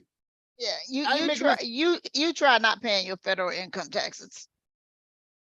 Wesley Snipes. You'll be in jail. Everything you own will be garnished and becomes part of the government. The state. Yeah. And state. Yeah. And they can't pay their own bills right now. They can't Yep. rob Peter to pay Paul. Mm. Look at this aggregate value of debt. 1960, we know what happened. Yep. 1980, we got the debt down. It took them 20 years to get the debt down. to take off almost near 20 basis points. 1980 to 2000, Another what? 20 years. It went back up over that of the old Of rate 1960. Make it make sense. You went up over 23 some basis points. And now it says it's 120%. Make it make sense. How in the heck we get to 120%? I mean, it's double what it was in 2000, 23 years ago. But they telling you about paying your bills. Yeah. And they still got spending bills out there that's waiting to go across Congress, and you got record inflation. And the stock market's like, oh, this is fine. That mean with the little dog in the house is on fire, burning. You sitting there drinking coffee or a cup of joe and tea. This is fine. No, it's not. Now, this ain't alarmist information. This is something we already been talking about for a long time here. But the reality of it is that you have to be comfortable in understanding how to source proper information so you can make the best decision for your household. You can't bank on this blanket economy that the government tries to make people think that everybody's the one size fit all reality. That's not the case. If that's the case, you wouldn't have a poor class, middle class, upper class. That in itself lets you know that's a lie, right? Mm-hmm. Again, I get really upset when I hear people who really try to speak in favor of government practices. Like at this stage of the game, we talk about people that are well over the age of 30, 35, where you should know better at this point. And you still cheerleading for this level of fiduciary irresponsibility. You just want to believe in Santa Claus or the Easter Bunny. Make it make sense. The whole Wuhan lab leak. They want to believe that CDC, NIH, again, another concept, I know it's all script, but it has to do with this market. Why? Because we saw, I benefited from it till we watched Moderna go from $30 all the way up to $300-400. $400. I benefit from, like, about a lot of our people in our group benefit from. We were buying it at around $30-40 a share, $50 a share. Yeah. We rolled away, but guess what? We like any investment. When the fair comes in time, when it goes, it goes the next cycle. If there even is a next cycle. Right. Right. We're not silly, but we have to realize the value in that, because you have to learn how to value things for what they are. That debt right there is no joke, right? It's moving in real time here for a reason, right? That ain't Because we're spending money in real time. in real time. Now, who created this thing? I'm gonna have to check that one out. Ooh, But who we've been created using the that? debt clock for a minute. I know, since you've kind of been doing our sessions, we've been introducing a lot of different things to look at, because you need different data points, right? You need to be able to kind of make sense of macroeconomic information in a way where it provides validity in terms of how you need to rate your household, not what everybody else is doing, right? Again, it's not a one-size-fits-all reality, right? What you and your house do, even though you may spend on a lot of the same things a lot of other people do, but there are different nuances, right? And that matters. If you taking trips when others don't, if you do things different than so they're trying to make all this stuff in aggregate look like it's okay. This is a continuity of how people spend their money and do certain things. But if they got all this data at their benefit, how do they keep getting these numbers wrong? The revisions wrong. And they still trying to spend money, which obviously going to cause inflation to kind of continue to get out of control. Right. Workforce value. I mean, this before we even get down to all this stuff right here, dollar-oil ratio. I mean, all the other stuff like medium income. Yeah, I was looking at medium. The median income right now is like forget about it. Look at that new home price. I was going there. Oh, almost a it used to be a $500,000. $250,000 was the entry point to a high level home value price. And we talking about base case 2,500 square feet, give or take around that 2,500 level, right? 2,000 square feet plus, right? We talking about, because they do it's based on square foot, right? You know housing, right? You in the housing market, right? On the property, I know these things. I keep up with them. I understand the points of how they price square foots now, in terms of the value of home, especially if it's a good demographic, they're building around it. You get it.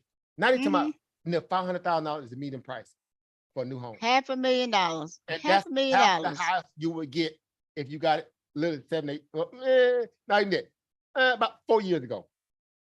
So it basically doubled in under 2-3 years. No, it's more than double, because if you look at what it was in 2000, it was $162,000. And now it's $489,000. Basically $500,000, make it make sense. $500,000 for a house that, if you had a $500,000 house in 2000, you was living in a mansion. You was not living in a single family home in a tract home subdivision. Make it make sense. You had at least an acre of land. You seen the memes out there when they were showing, like, especially California. California is a hotbed of just hot mess. California is a hot mess. They're gonna probably just $1 cut million it off home, and let it fall in the Pacific 1,100 Ocean. square feet for $1 million. 1,100 square feet for $1 million plus. Bruh. Now they worry about homelessness in California, Skid Row, that stuff. Well, guess what? That cardboard cost them what? A trip around the local dollar store. And I know it's a weird joke to say, but people are not, you force people out of their homes, is my point. Bad governance forcing people out of their homes. Not them just wanting to be homeless. Bad wages, low employment. Unemployment sitting at 7.25 for 30 years. I'm being hyperbolic there, but we did the math on that. I think last time they raised unemployment was, the minimum wage was like, what, 2014, something like that? It was somewhere around 2016, I think me and Mhm. Sister Monica, we did a show on it. We went over you know, how they raised it up. And you talking about $7.25 an hour. Like federal minimum wage right now with record inflation is what? It's, what is it? Drum roll. Mm. That's in certain state, but we talking about the federal, right? Federal, I think it's like 8 and some change. Nuh-uh, it's still Ain't made it 8, 725. Mm. Now who can live off of $14,000 a year? a mother with 4 kids, a single You parent with can't, 4 you kids, can't, you can't. When you work, the average working hours is supposed to be 2,080 hours a 2-parent household with 2 a kids. year. And you multiply that times $7, that's $14,000 a year. That's below the poverty level. Below the poverty level. You can't live off of that. You could if you was in a foreign country. I mean, you go to some places like Jamaica, some of them other foreign countries, yeah, $14,000 is a lot, Make it make sense. but not here. And that's just base case, what they call base case and minimum wage. Now we talking about compound annuity growth rate aspect in terms of what we know to be cost of living that increases. Why? Because we know there's always incremental increases every year, purposely. Mm-hmm. Notice they never go down, it always increases. And then anytime you have a run on inflation, that's the excuse. It provides cover for manufacturing producers, etc., to keep these prices elevated. Notice they never really go down. Oh, Lord. This is go back and look at the historical. We went over this stuff before, you know, in other forums, but it's sickening because you know what they're doing. You know what they're doing, right? You Yep. know what they're doing, right? 6.4 inflation right now. 6.4%, and you make a $7.25 an hour. That's $1.13 off that $7.25 an hour. Mm-hmm. And rent prices are up. Fuel prices and energy prices are up. Grocery prices are up. If you didn't get a raise, that means you. I used to say this a lot of times. I used to go live, you know, back we were going live a lot. You know what? Cost of living goes up every year. If you don't get a raise the next year, you already in the red. Because you have to keep up with, you know, an increase of cost of living. Now, if you ever have inflation, you're in trouble. Right? What are we dealing with right now? Inflation. Mm-hmm. Make it make sense. People are out here going, and again, that's why credit card debt is through the roof. On top of that, because you're trying to make ends meet through credit. Whence that was the hustle all along. Mm-hmm. That was the hustle all along. They're trying to price out, they squeezing the middle class, they're trying to obliterate the poor class, and they're trying to squeeze the middle class, because the middle class has always been the fuel or the engine behind the 1%. Yeah, been the backbone. Always been. Yep. Middle class has been the backbone. With that kind of business model. That shows you that people don't give a darn about you. So I tell people every day, you gotta invest. Obviously, you gotta remove your biases, but you gotta realize what you're dealing with, because if not, you're gonna get ran over. Yeah, and the market owes you nothing.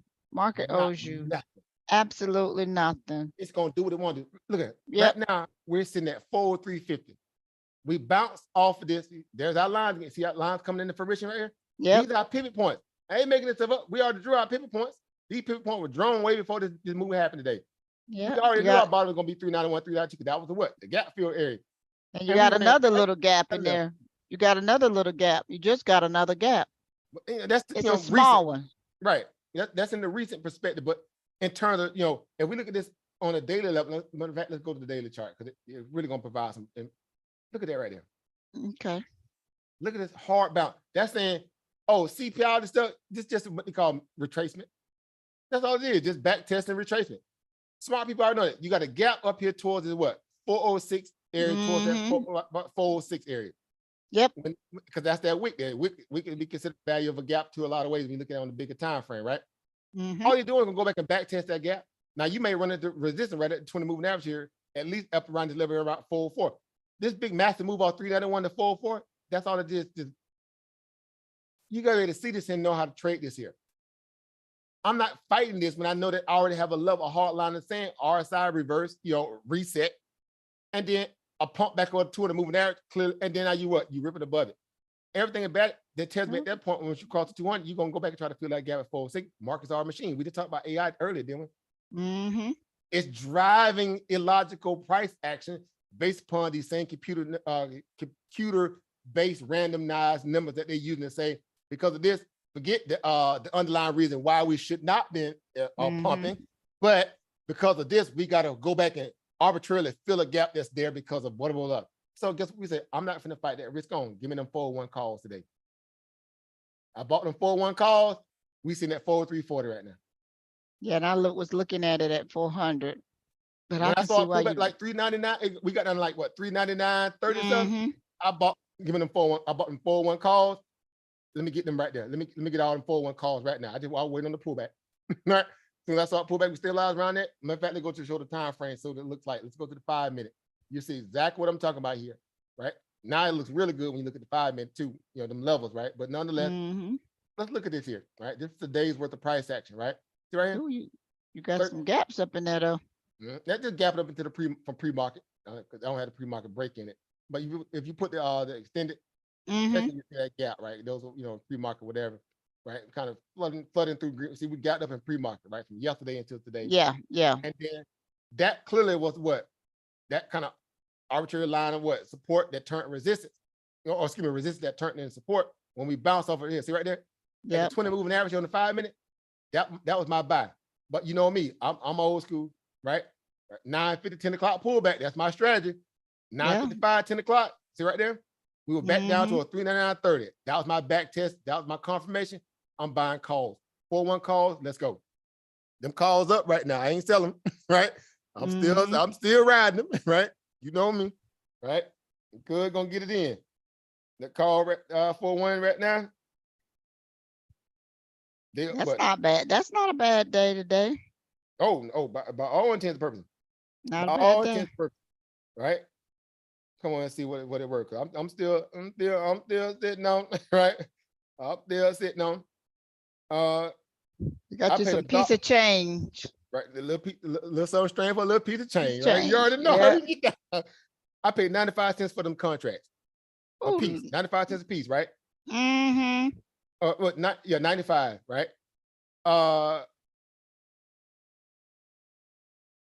right now they were $2.50.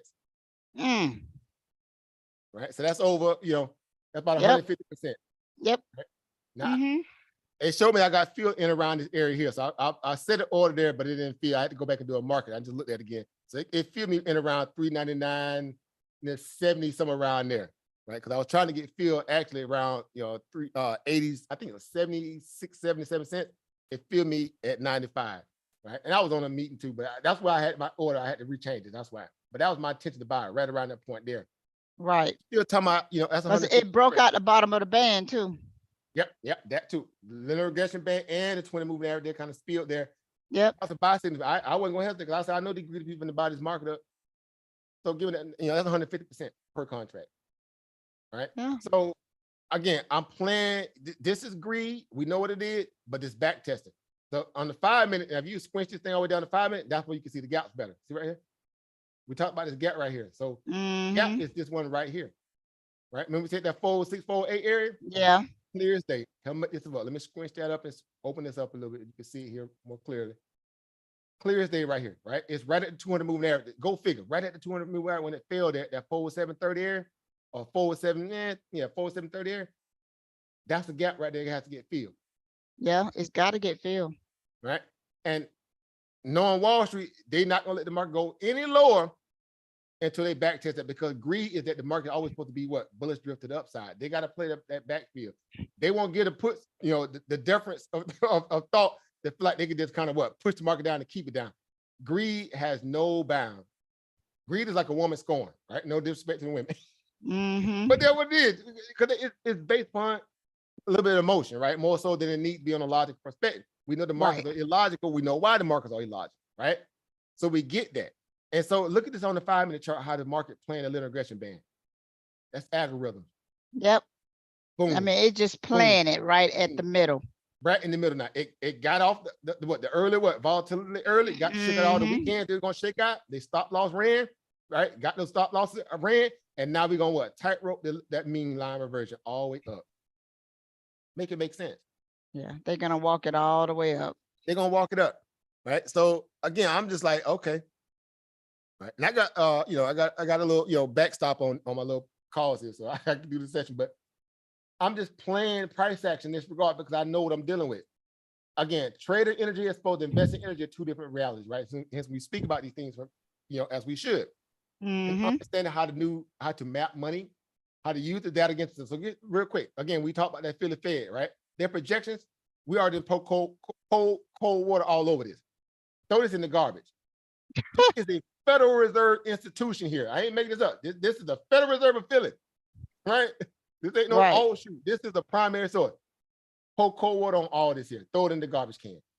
Case-Shiller report, very important. Obviously, you in the housing market. Yep, the housing market. You said that. Prices. And what's going on with there, right? We got the oil and rates down, and guess what? Now they're going to turn back up. That ain't hard to know why, because again, we look at the bond market. We see yields what? Yields starting to rip again. Yeah, it is. Woof. It's above that 3.5. Right. You see what I'm saying? So that 30-year and 30-year fixes, I'm just saying that 30-year fixes, it started to bounce again. Right? It's starting to bounce again. Right? Let's get this up real quick. Look at this real quick here. Are we lagging here? Oh, it's lagging. Let me give it a little minute. But yeah, so again, it's ways that we can, we look at this stuff and we say, this is, because of, these different perspectives here, I need to kind of be a little bit more, you have to be cautious of what's going on here, right? Right. So we bottom out. Here we go again. We just use the chart. We ain't got to go on further. We already know what was going on with this lie right here, right? We know what's going on here. We know what was going on here, right? Here we go, coming into the new year, right? Just that whole kind of, June swoon, right? Or excuse me, the October swoon lie, right? Oh, inflation is falling. We fainting. Oh, it's falling, right? They did that to kill that what? Because they know how was getting crushed. Right. They dumped it from what? The over 4.3 on the 30. They got all the way down to 3.5. Committed to almost a full whole what? Base point check. And now guess what? We upticking again. We back up close to near 4 again. Inflation. So what housing crash? What housing market crash? I'm just asking for a friend. What housing market crash? It hasn't. It ain't happening the way they want it. Well, it's a lagging indicator. It's gonna fall to give it time. Okay, if that's the case, you flatline here. You bounce. You came back and test again. If that was every time for it to kind of fall off through it, from being a double bottom to dead cat bounce, that was the time to destroy the housing market. It didn't. It ramped back up. I ain't making this up. You see it on the chart? I ain't making it up. Yeah, I see it. The time to kill it was right here. When it hit 3.6 again, that was the time to kill that 30-year, obviously, which break with the broad mortgage demand. It ramped back up. Got above 4, it just pulling back a little bit, consolidating. They better hope it don't consolidate here. They better hope it doesn't. Because if it consolidate here and start inching back up higher and cross that 4 and close above that 4, we talking about inch rate and potential to get back up towards what? On the prime, we talking about 6 1/3, 6 1/3, 6.5, back up towards 7 again. Especially if we get back up towards it, this 4.3 area, 4.1, as you see here. That's when it was sitting up there around, in the 7 on prime dang there. Make it make sense. So that's why people ran out of bought houses here. And they ran out of bought houses here. They locked in the low. They ain't stupid. Some people ain't stupid. Well, not as stupid when if they had bought houses in July of 2022. And those people did pretty fairly well. In 22, down up in there. Refine and locking in locking them in. Right, we came out right out of that time frame. Matter of fact, to be exact, because that's when they start paying people to refi. Remember, it was so much money in the system. They start paying people that into 2020, going into 2020 into 2021, right? To start what? To refi. They were just throwing money out there. Right? We locked in all our rental property, we locked in. Let me get it. Let me get it. And just that fast, it went shot up right back up. I mean, not only did it go back up, but it shot up. Look at, you don't have aggregate moves like that in the housing market unless something crazy happens. And you come at this stuff like that shows that the system is broken.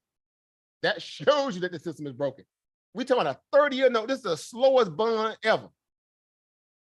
It's the slowest bond ever. And it went up like this right here. That means the system is out of whack. It's broken. See, that's the part about where we say when you learn how to read the macroeconomics, you become a little more financial literate. You're not sitting there fighting organic data at this point, because before, a lot of stuff is kind of hidden, or you at the behest of the bankers to tell you what's going on, right? Right. The Right. mortgage lenders, all that. You at the behest of these people at this point, unless you know how to read this stuff properly the way you on your own, right? So you start Right. looking at this stuff and saying, okay, well, this don't make no sense. This is just absolute craziness, right? And you look at this on the monthly chart here. Well, I just expand the chart. I mean, going back to 2006, right? Of course, they were pushing interest rates down. Great financial Mhm. crisis hit. We had the what? The dump. Yeah. And then we began to what? They began to push it down, push it down, push it down. Low interest rate, printing all this money, got people back in trouble again. Not but to their benefit, they got locked in at lower interest rates this time, and they didn't Right. get them adjustable rates this time. Like they got us hit during the great financial crisis, 28. right? Yeah. 2008 with all them adjustable. Grandmama, they were killing black grandmothers. No, Miss Barry, you need Yes. to get the adjustable rate. Trust me, it's much better. Yeah. They crushed grandmama. Took Interest grandmama rate house. went from 2%, 3%, and the next day she woke up, she would pay 8, 9, 13%.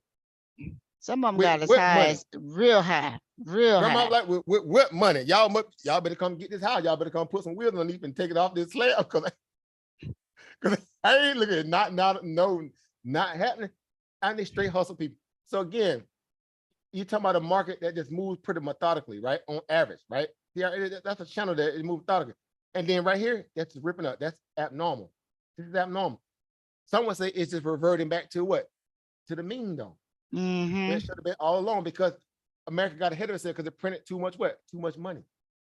You didn't have enough production. You didn't have enough qualitative value of life, earning power of in the society to equate to be able to handle interest rates at 6 and 5 and 7%. Because you got minimum wage at 7.25, and talking about a person gonna buy a house at the median average price at that time around, we'll say what, maybe 100,000, 120,000. It was just 106,000 a few years ago. Yeah, about 23 years ago. On 7.25 an hour, how you gonna pay for a house like that? Well, 725 is what it was now. 20 years ago, it wasn't 745. Right, but 725.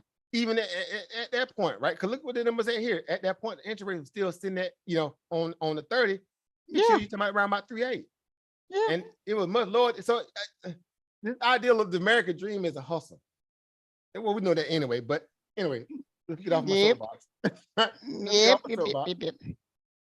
Yeah, you can make this stuff up. So again, we see things for what they are, so you can be able to handle, be well equipped to be able to deal with. Now, again, everything that we map going forward has to be indicative of being able to kind of assess the true market. The true market is the bond market and the commodity market. The commodity market. We have no issue with understanding that at this point in the game, right? Correct. Risk on equity, right?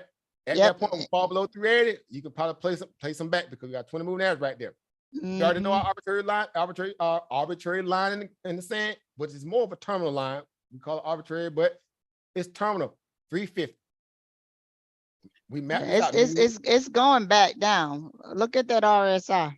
Right, and it's just because it ran high, but we talking about finding support in around 390, 3.9, basically, in around that area, 3.8.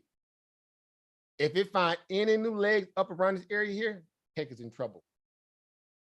We already seen other indicators show you that inflation is not ticking down. It's not no disinflation talk.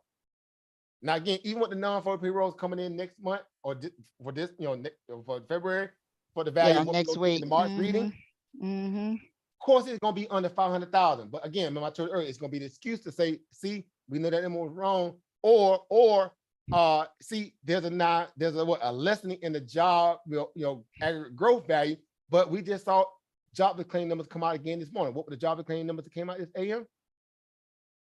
They were less than. Let's go look at them real quick. That means people ain't giving up their job, right? These people ain't giving up their job. Oh, that's the wrong tab. Yeah. People ain't giving up their jobs. That means inflation gonna be around longer, right? The Fed's in trouble. All I can say, they in trouble. right? Yeah, investing.com has a good Oh, economic. that's our site. That's the one that I always this I get down here. We gonna always use it, and they got other ones out there too. Economic calendar is another one, and I think there's a few more. But this is this is where you want to get the base case of being able to kind of be on point. So look at this here. Look at this here. The where we at? Where we at? Okay, we at ISM this morning. Where's blah, blah, blah, blah, blah. This is not where we at. Yeah, This was oh, that was today. yesterday. So we need to go to Maybe they don't have nothing going on tomorrow, but maybe this week. If you click this week and then filter on USA, you may be able to get a little bit of. yeah. It's already because I already refreshed it. I was wondering why it didn't populate it, but it just should just pop up because it's not. Yeah. Why is it in? Cause we know we had PMI. I don't think it was No, yesterday. it was yesterday. Well, yeah, that's why I'm saying like, why am I showing today? It was yesterday. I'm tripping. It was Thursday, right? It was Thursday. Yeah, right here. Why am I tripping? I'm brain. So right here, they had an expectancy of 166,000, right? Yeah, We came at 160, what? 165. 1,655. Yep. People ain't filing for unemployment. Remember they said this number here is gonna be over 200,000 by February, March. We should start seeing over 200,000 job claims coming in. We still sitting at the low aggregate level of what it was, 3-4 months ago. Well, and they could say that people ain't filing for unemployment because people living off their credit card. They're Because gonna come up with a wealth of different reasons why the Yeah. feds ain't able to control the housing market. So that's why they said they gave up with the idea of trying to kill it, and they came up with the last lie was what? We may be able to deal with keeping employment up as long as we keep the wages down. 'Cause we don't want wage price spiral to get out of control. Because that obviously, you got to pay people more. That's going to all give people the wealth effect. They're going to spend money, which is increasing inflation. But that's even what that lie got holes in it too. Why? Because now we saw something. Matter of fact, where that thing at? I was thinking about it earlier on another. Where is that? Wage price right here. No, that's the definition. Right here. This article just dropped yesterday too, so that way it's fresh. It's fresh. It's primary source. This is right here is the Fed's greatest nemesis. Wage price. That is the Fed's greatest nemesis. They're afraid when they see wage price spiral, they start backing down and cowering. They're like, ooh. They get real scared when they see wage price spiral. Why? Because this is what causes inflation to really get out of control. Central bank, what the article says, right? Let's go through this real quick and we get ready to wind it down here. Okay. Federal Reserve has denied the presence of wage price spiral. They have denied it vehemently, going back since October, right? Remember the latest fake rally? They have denied it, right? Because they know that this is the antithesis of their process of keeping killing inflation.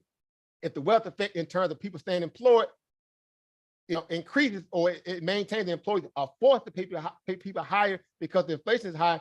That's going to cause inflation to get out of control. Because now people have a little extra, even though it's still being eroded by inflation, but they can still keep spending higher, or they can keep paying for ththings at a higher price, even at the point where the producer has to keep the prices up or raise them to help their margin, but it keeps inflation sticky and higher for longer. It's very simple, right? But recent comments from the central bankers leaders indicate a change in messaging. Oh, really? Well, yeah, we're getting ready to do that. So I can imagine what the market is going to look like during the election time. That's why they tried to cook the books. June, failed. They tried again in October, failed. They just tried again recently in January, failed. Yeah. Couldn't make this stuff up. Earlier this week, Federal Reserve Governor Christopher Wahl, he just spoke yesterday, matter of fact. He had a sound about the other day. Matter of fact, he got what they call photobomb. I don't know if you thought it hit the news. They were going live on, I think, on a federal website. Somebody hacked it. They put up porn. I ain't making this up. They put up porn on the federal website. It was live too. They had to cut the feed. Federal this web, stuff up. the federal website being hacked. They had one of the publications. It was live. That They was is showing it. scary. One of That is scary. couldn't make this stuff up. Describe the current state of the economy from the central bank perspective, arguing that rapidly increasing wages are contributing to persistent inflation. They just came out and said disinflation 15 times. And this is why they were so excited to do a quarter basis point. And so it's supposed to keep their foot on the gas to really fight inflation. They eat all of them eating crow right now. In January, the U.S. economy added over 500,000 jobs, far exceeding expectations. Inflation rose by 0.5%. Well above the bank's target, which tries to keep average price increases below what? 2%. You know, that's that them throw it in the garbage. Right? Governor Wall explained the central bank emerging view that wages are growing faster than they have in decades. Yep. Really? Why? Because y'all print all that money and price people out of the market, out of their own what? House dang it. Yep. Right? It's y'all fault, right? A pace that may contribute to keeping inflation elevated. So of course you got to pay people enough to survive. You can't just keep, keeping them in the peasant conditions and act like this is normal, right? This against the hustle. Right? This country is garbage. Adding that across the service sector where worker shortages are reportedly what's most acute, firms see labor costs begin to what? Represent a higher share of overall input costs. Now we understand what that really means. It costs money to employ people, to provide insurance for them. All the other things, it costs a lot to employ these people. If you ain't paying them a fair wage, again, you're gonna be in trouble. And you can't keep your margins elevated, right? Unless you can have what? Productivity output, right? It's a gift and a curse, so you have to pay them. If not, you're gonna have what? People walking off the job. Right. They want employees to fire their workers and not give people pay increases so they can look good. But the company gonna suffer. Why? Because some of the companies can't perform at higher productivity with less of a head count. Because some things just need ample bodies. Make sense? So Right. They work, which they don't want to do, which they never done in this country, pay people what their worth is. You finna tell people somebody works $7.25 an hour? I don't care if it's McDonald's drive-through. This is how they kind of bribe people with this fake ethics and moral clause. But you ain't worth what $17 an hour. The heck I ain't. When the cost of living is up here and y'all keep raising it every year, and you don't want to raise minimum wage, like make it make sense. Like somebody gonna revolt before it's over with, right? Yeah, somebody gonna get a burger in their face.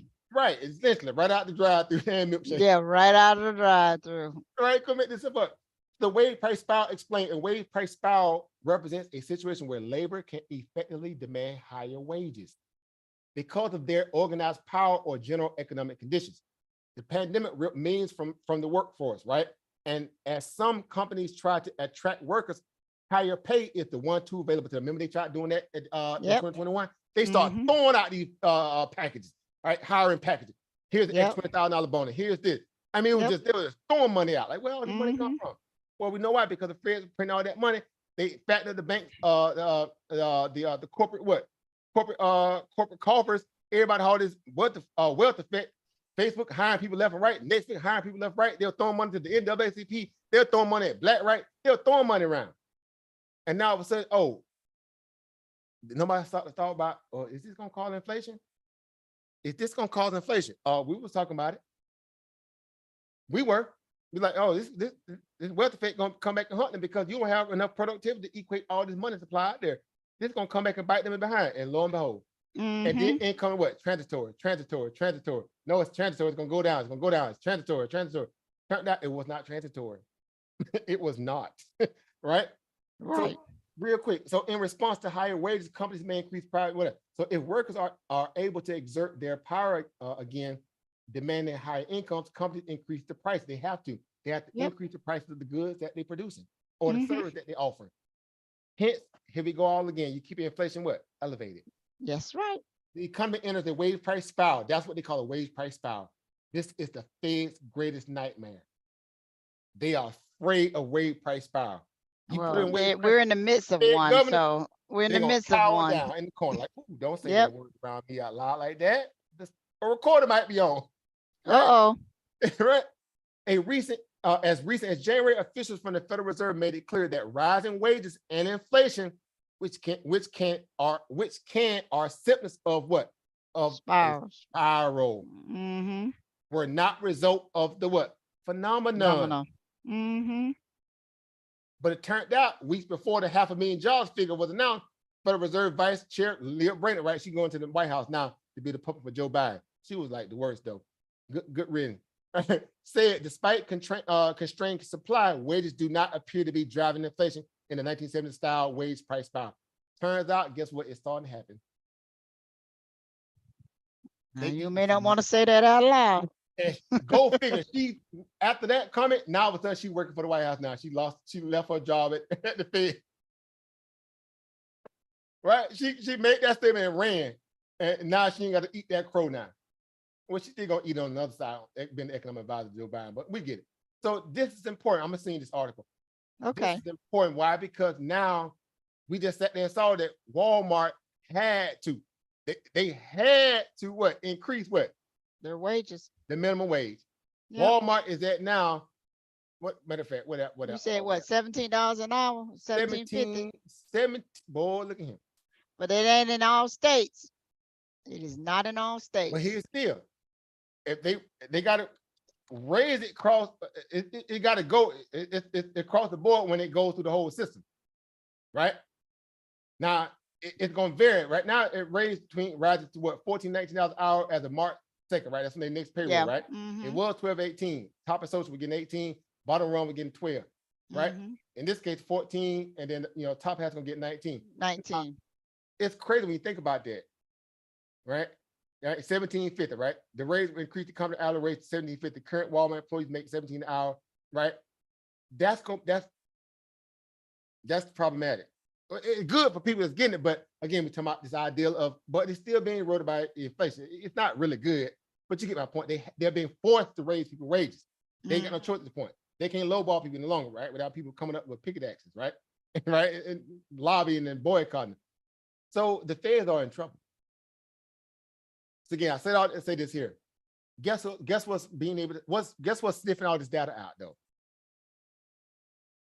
What?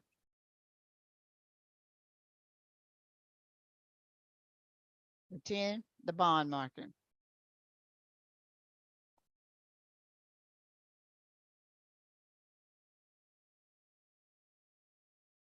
And the dollar. And again, on top of that, we know the commodities markets as well. Mm-hmm. So they realize it now, right? Because they know that these people have been slow to move, interest rates are going through the roof.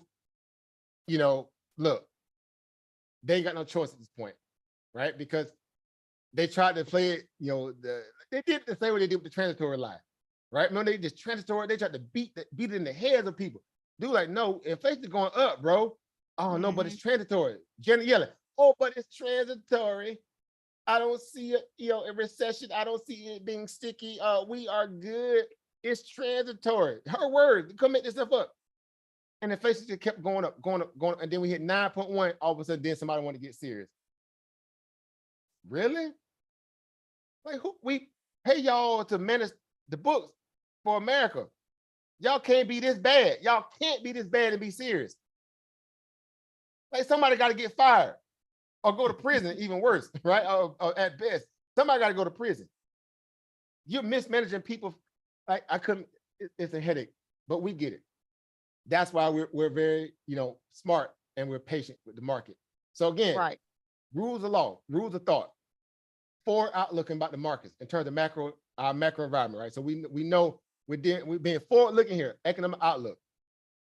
We went through all this stuff before this latest, clown show of events that we saw. We mapped all this stuff out. Literally, we mapped this stuff out during spring and summer of 2022. We mapped out during 2021, but we went hard body inside of 2022 when the Fed started doing quantitative tightening. We laid a outline out all throughout that time, well until at least the fall, right? Before I caught COVID, right? We laid a map of what to look for. All this stuff came into fruition as of now. Even with them trying to falsify the data, right, skew it, but everything we kind of talked about, we even said the SPY was going down towards 330. We got them to 348. Yeah, they cooked the books a little bit and kind of called to go back up. It was going there. It was going Right. there. Then they Right. came out with that false lie saying disinflation, inflation gonna come down, Fed's gonna pause, whatever, and they caused the market to bounce. It was going to 330 plus, if not 320. We called it. I ain't making this stuff up, but it's funny when you think about this stuff in hindsight and say, okay, well, look, we ain't got to fight the market. We don't have to fight the data either, right? Right. We know the market won't what it can't have. It's cake and eat it too. We have to be prudent and very patient and sometimes a bit frugal in realizing it because we know that this thing is going to get a little bit more worse than it gets better. Yes. They thought they was on the back end. They thought they won. This inflation 15 times. Yep. He eat all that right now. He's somewhere probably in a bunker right now hiding. Jerome Powell. So we already know that next meeting, boy, we finna be laughing. Which is next week.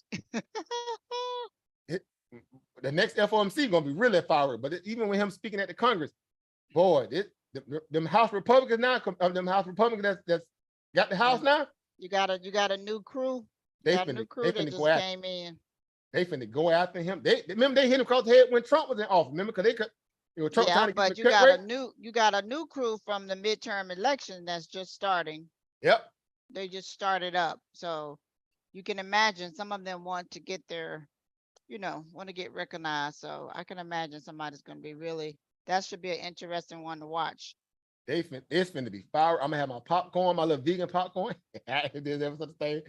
I'll be right there with some rice cakes. Just like, yep, this is gonna be entertaining. I already know what it's gonna be. I might get a chance to go live and televise it. But I tell you what, this is great because again, we have no qualms about being able to have a very forward-thinking outlook. Why? Because it's indicative of us understanding how this stuff works, right? Mm-hmm. So putting this stuff into perspective, we can look at the growth, the growth stocks. The cyclical nature of the markets, right? If we're looking at utilities, if we're looking at XLU, right? Okay. Matter of fact, let's go hit a couple of them on the way out the door here. XLU, right? It's defensive.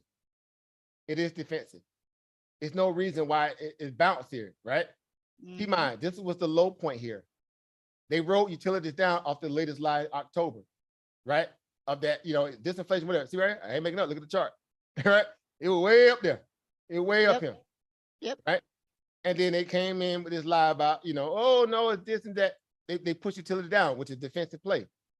Look at that little aggression band. That thing beaming up like a Star Trek beam, right? Mm-hmm. It's beaming. Somebody came in and bought dipping utilities. Right? Healthcare, right? What's that? What is healthcare? What is it? Healthcare is that's industrial. What is the healthcare system? It's XL. It's not XL8. It's what is the healthcare ETF? And look the thing so much. What is it? It's blah blah. Man, what is that ticker symbol? On the spiders. I'm looking for the spiders on one. All right, let me do this here. I'm having a brain lag. I know this stuff. Yeah, we've been on here for a couple hours. For a little minute. Yeah. All right, it's blah blah. I know I need spiders. I want to know why I'm going to this one here. Spider. What is the spider? It's the blah blah blah. Man, I need the doggone ticker symbol. Why y'all tripping? What is that? Okay. Let me just do this here. I won't spend too much time on here. That's the iShares. I know about the IHG, and that's the Vanguard. No. Oh, they finna make me go through this whole slow behind. That's not the SPDR, is it? That's the Invesco one. Okay. Then is it the HCA? It's XBI. I knew that. I was like, why am I tripping? I know it's an X, but I'm sitting there trying to go against it. Like, come on, brother. I'm telling myself that, like, come on, bro. All right, SBI. Look right here. I ain't making this up. Look right there. Mm-hmm. You bottom out right here in February. You got a mount. You came back tested it. Now it's starting to stretch out. Now this is on the 5-minute chart, granted, but it's a start in terms of people rotating back at some of these value plays. I'm not making this up because right before that, look right here, they had beat it down. They beat healthcare down because they were throwing money into tech. Right. Now healthcare then double bottom right here around this 82, 81 area. It's Mhm. catching a little bid right here. It's above a 200 moving. That's on the short term. Now, again, I know I should be looking at the daily and the hourly chart, right? But okay, if we use it from that perspective right here, if we use it from that perspective, right? It kind of went sideways through October, December, January. You kind of nice little bump over here because the news came out on some things. They pushed it all the way back down, right? Right. And now it's starting to turn back up. Now it didn't get hit as hard as like utilities did because it's always been a good safe haven for what defensive, but it's definitely starting to what bounce off this bottom linear band. If it turn it back up, we just talking about defensive plays. That's all it is, right? So this Right. so I'm gonna send you a list of some good defensive plays, value defensive plays right now, and Okay. then things you want to look at and just post it up against the growth stocks, right? And so I'll send you Okay. that in your email. You'll have that. It's a nice little confined list of things that you want to look at within those sectors, right? And you kind of Right. look at plays within that. If you want to paper trade a few of them, if you want to kind of start looking at some other long-term plays, you'll know how to kind of map the market out for the next 3 to 6 months, right? Okay. As we forward look into the future. And to be looked into the future. All right, because we already know what's going to happen in the energy sector, right? Right?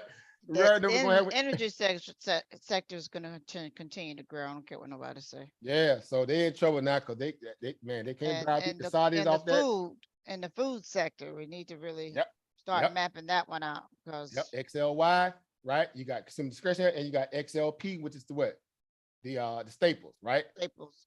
So staples are again another one to look at this point. They were kind of hovering a little bit, kind of going sideways, consolidating, But and it's now they're starting to show you starting to what break inverse head out. and shoulders here, right? Right. That Make look like this up. a And you got the three-leg inverse. cycle right there. Mm-hmm. You see it here. I'm just saying, if they had a chance to fight inflation to get it down, they played around. They'll messing around. All right, Staples finna come back in back into the investment thesis again. These like Mondelez, Hormel, Kraft Food, Kraft, Heinz, especially Mondelez because I definitely like Mondelez and PepsiCo. Some of them right there. I, I'm just saying. Right, they finna start kind of catching the bid. MDLS, that's the company that make the Ritz crackers and Oreos. I'm just saying, these little, staples like this. So anyway, that's it. So And you great got a lot session. of them doing earnings next week. Yep. Because I'm gonna say we're getting ready to go into the retail sector. We already hit some of the big box retail, right? Yep.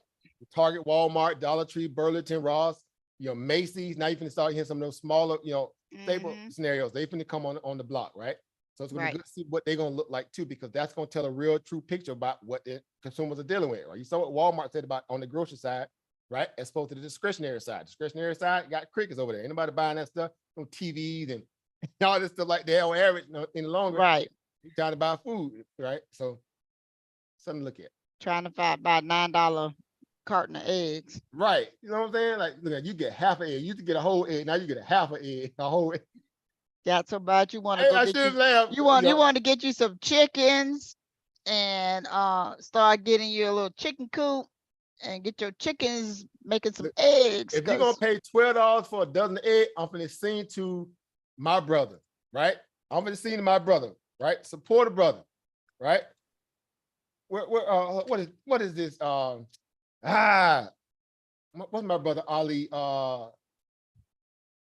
Where's my brother Ali? I got to go to. No, you're gonna get you some chickens. I told you, cuz. That's what he some got. chickens. He in Florida. I'm gonna tip you on to him. He in the group, but I never introduced you to him because he in Florida. He sells organic chicken. He said he sells organic farm Eggs. eggs. He got turmeric, he got greens, he got Oh yeah, you need to send me a link to him. And he dressed the chicken and everything and sent it to you. His wife is also used to be military. He used to be military, but we've been dealing with it for a while. We've done interviews with him on the Urban Economic Empowerment Show. But he in the group. Man, what is Ali's? I can't help you there. I know it. But I'm just having a brain. It's Black Soul Farm.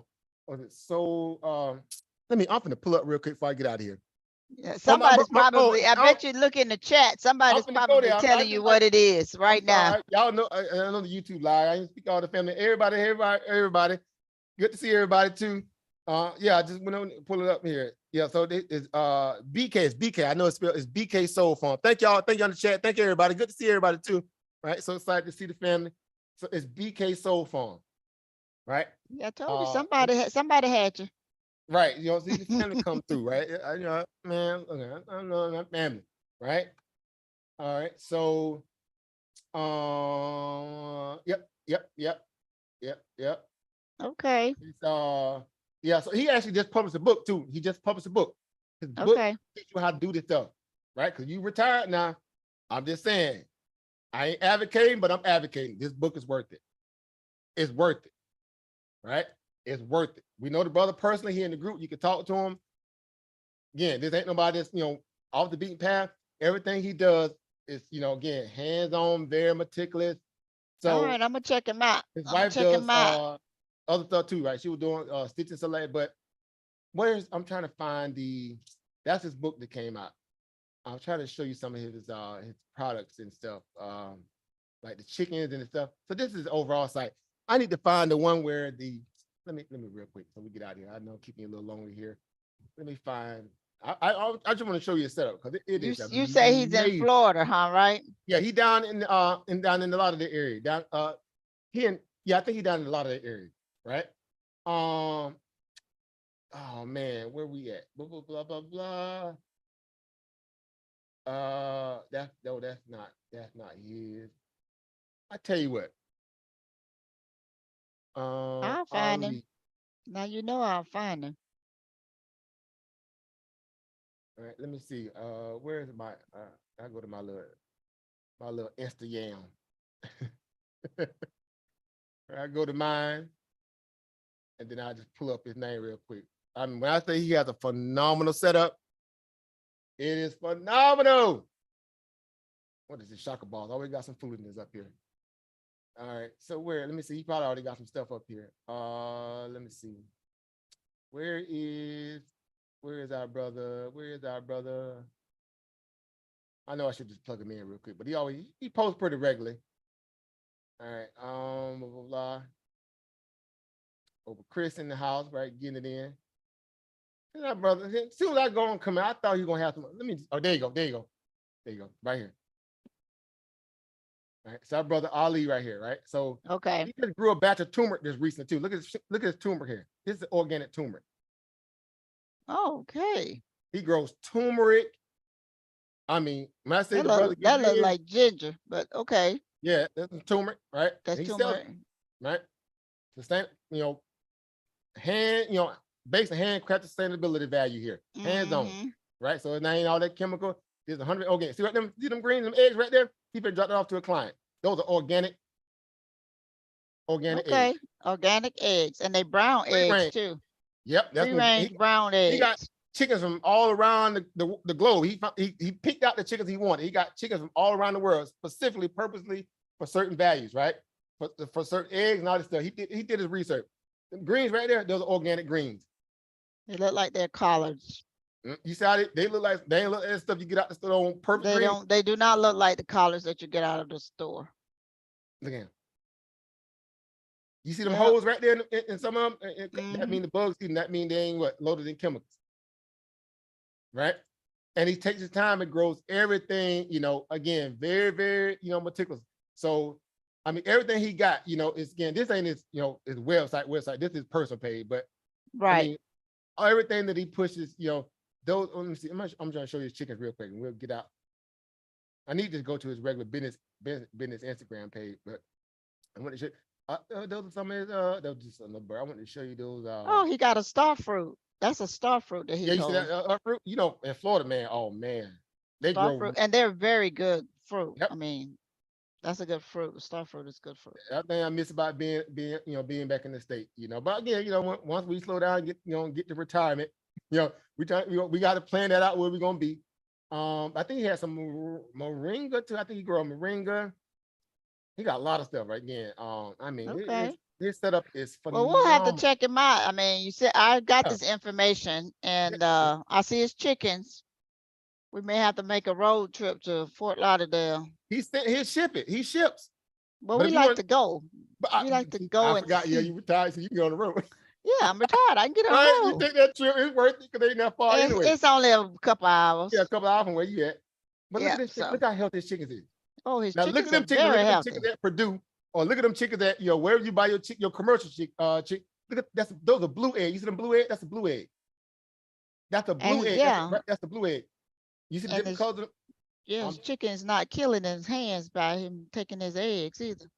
Them chickens so healthy. Look, them chicken look They're better healthy. than humans.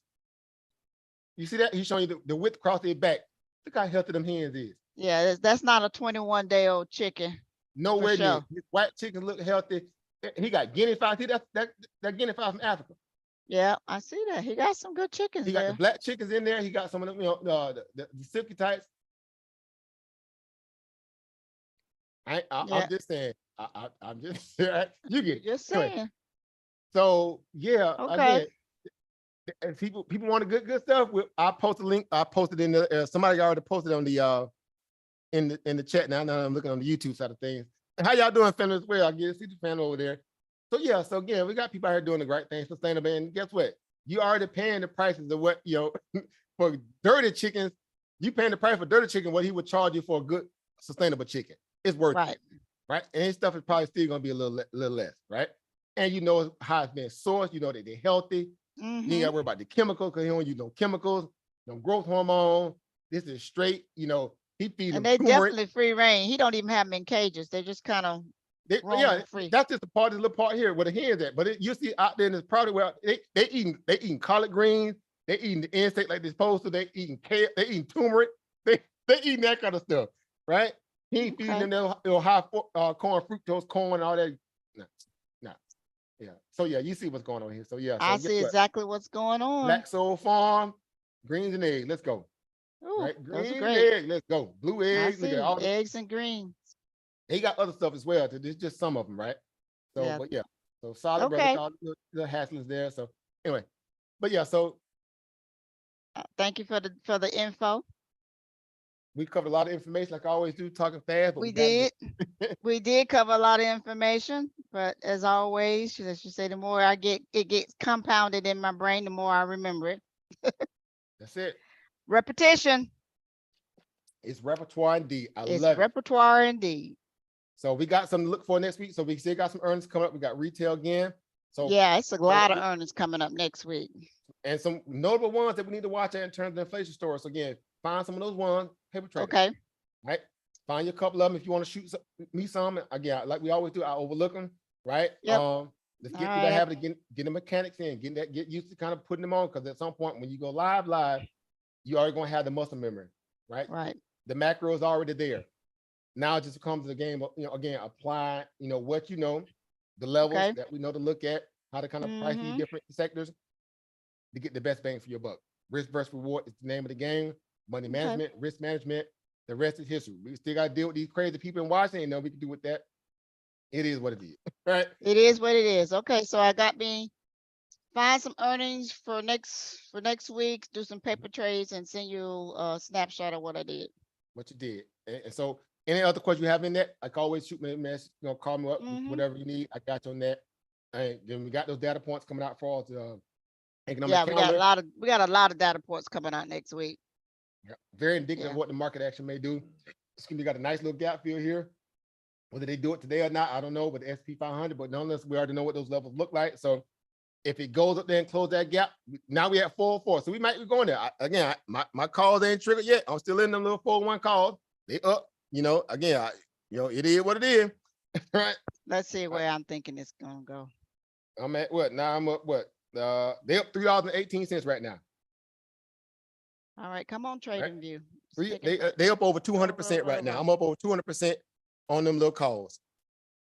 I bought 3 of them. I bought 3 of them. So that's nice little, Ain't nothing wrong with that. Now let's some strain for a P change. A lot of training today, so I couldn't go crazy. And they still print. They up now $3.27. Them little calls right now. Let me see a little snapshot. Them things ripping. But I use that because again, we do case studies, and we do this for the purpose of being able to kind of implement, price action, right? What does that look like, right? How do you scale this, into those zones when we talk about support points, et cetera, right? Yeah, it may hit 404 today. We at 404 now. We're at 404 right now. Yeah. Oh, I stopped sharing my screen, didn't I? Yeah, no, it's fine. It's fine. But I'm looking at it on then my next point I'm looking at is 4438 right now as of this point here. It could go. Let me see. I'm gonna sell 2 of them, though, right? Why are we talking about 4,780? maybe 407.80. It's hit there quite a few times.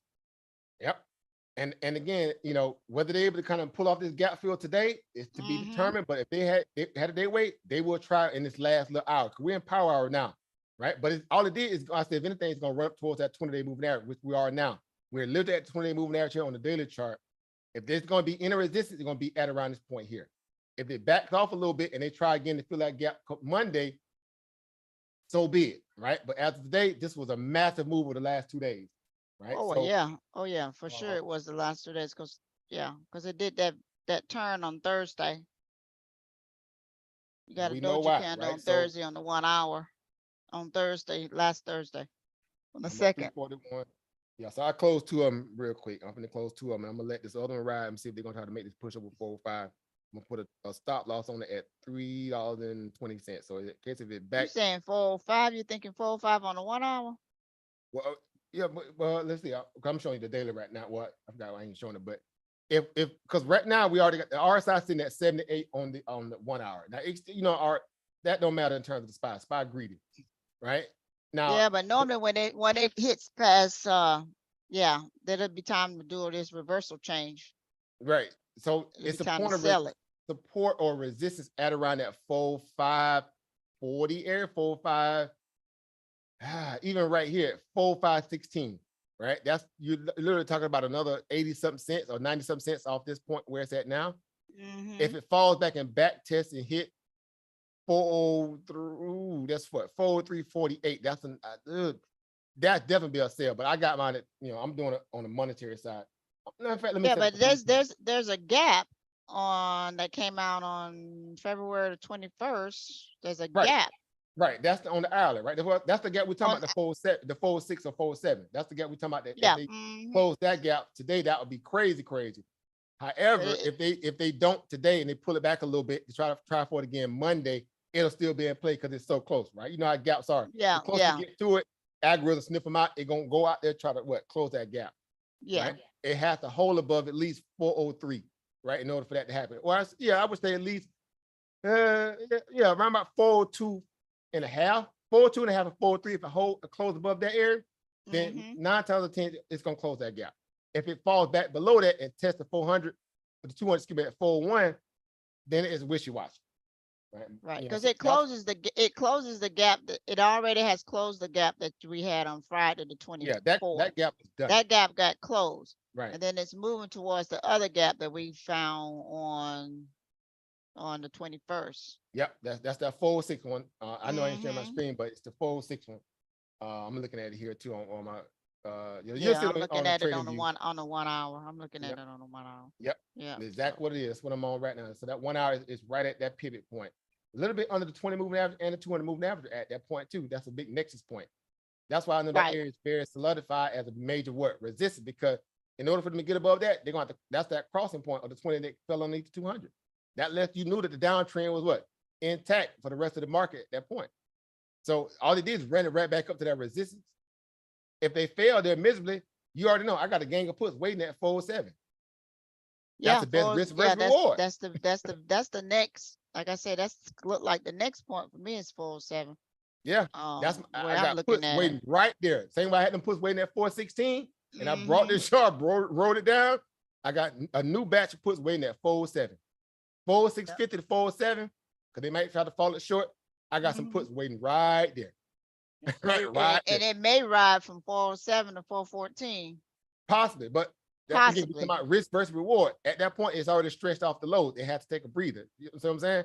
It Yeah, ran from 391 all the way to 407, almost in the B line. Markets it are sure greedy. It's did. irrational. You see what I'm saying? Right. RSI sitting at 78 on the hourly. If it goes to 407, the RSI going to definitely be around about 83, 84. They're going Then to have it's to pull time it for back it a to, little bit then it's time for a pullback. before they even Then you think about going higher. So at that point, that's why I got put they're gonna straight have to right at pull it that gap back. field. It's a smart Yeah, strategy. yeah, they're gonna have to pull it back. Okay. Right, All so right. Well, so awesome session tonight. Thank you for that. Again, we kind oh, of did you're welcome. You're welcome. our live scenario too. We had it going on YouTube. So again, happy to see the family in the YouTube world. Everybody, Hi, all the YouTube beautiful faces in family. YouTube. I miss you guys. I miss you guys. Y'all know why, why I'm in this my little, sabbatical at this moment. But I'm close by. I'm always close by. I'm always looking, I'm lurking. And I can't wait to get back to doing it full time with you guys as well. We still working. You guys already know this stuff. We went over this stuff a lot. We got our old videos to kind of benchmark from. We got a lot of data that we already kind of uncovered over the years, and everything we've talked about, again, going back towards even the spring of 2021, even during COVID, all that stuff is unfolding right now. We're seeing it happen, the fruit of our what? Our work, our labor. Again, we know what to do. You have to be honest, you have to be disciplined, and you have to be very, very prudent in terms of what you're trying to acquiesce in terms of the information. It's already there. We know where to go, how to find it, and even how to interpret a lot of it, right? Where you have problems, dig a little deeper, you'll kind of find out what's going on, because the charts also telling you what's going on too, right? Mhm. The 10-year yield, again, the dollar, they are telling what's going on as well. So just follow those benchmark things that we talked about and you'll be fine. All right. That's it, Ms. Daniels. Thank you again for You're today. welcome. Enjoy the rest of your you still on your birthday, you're I'm on your still, birthday hey, I'm soon gonna be there still, for a whole year. I'm gonna right? At least celebrate for the entire year. you're on your birthday soon still. So definitely enjoy it again. And my best to everybody. Let the family know I love my son, my best. Love you And too, cuz. until we meet again, you stay healthy, you stay well. You got any questions, I'm here. Okay, all right, thanks. Talk to you later. Talk to you later. Bye-bye. All right, bye.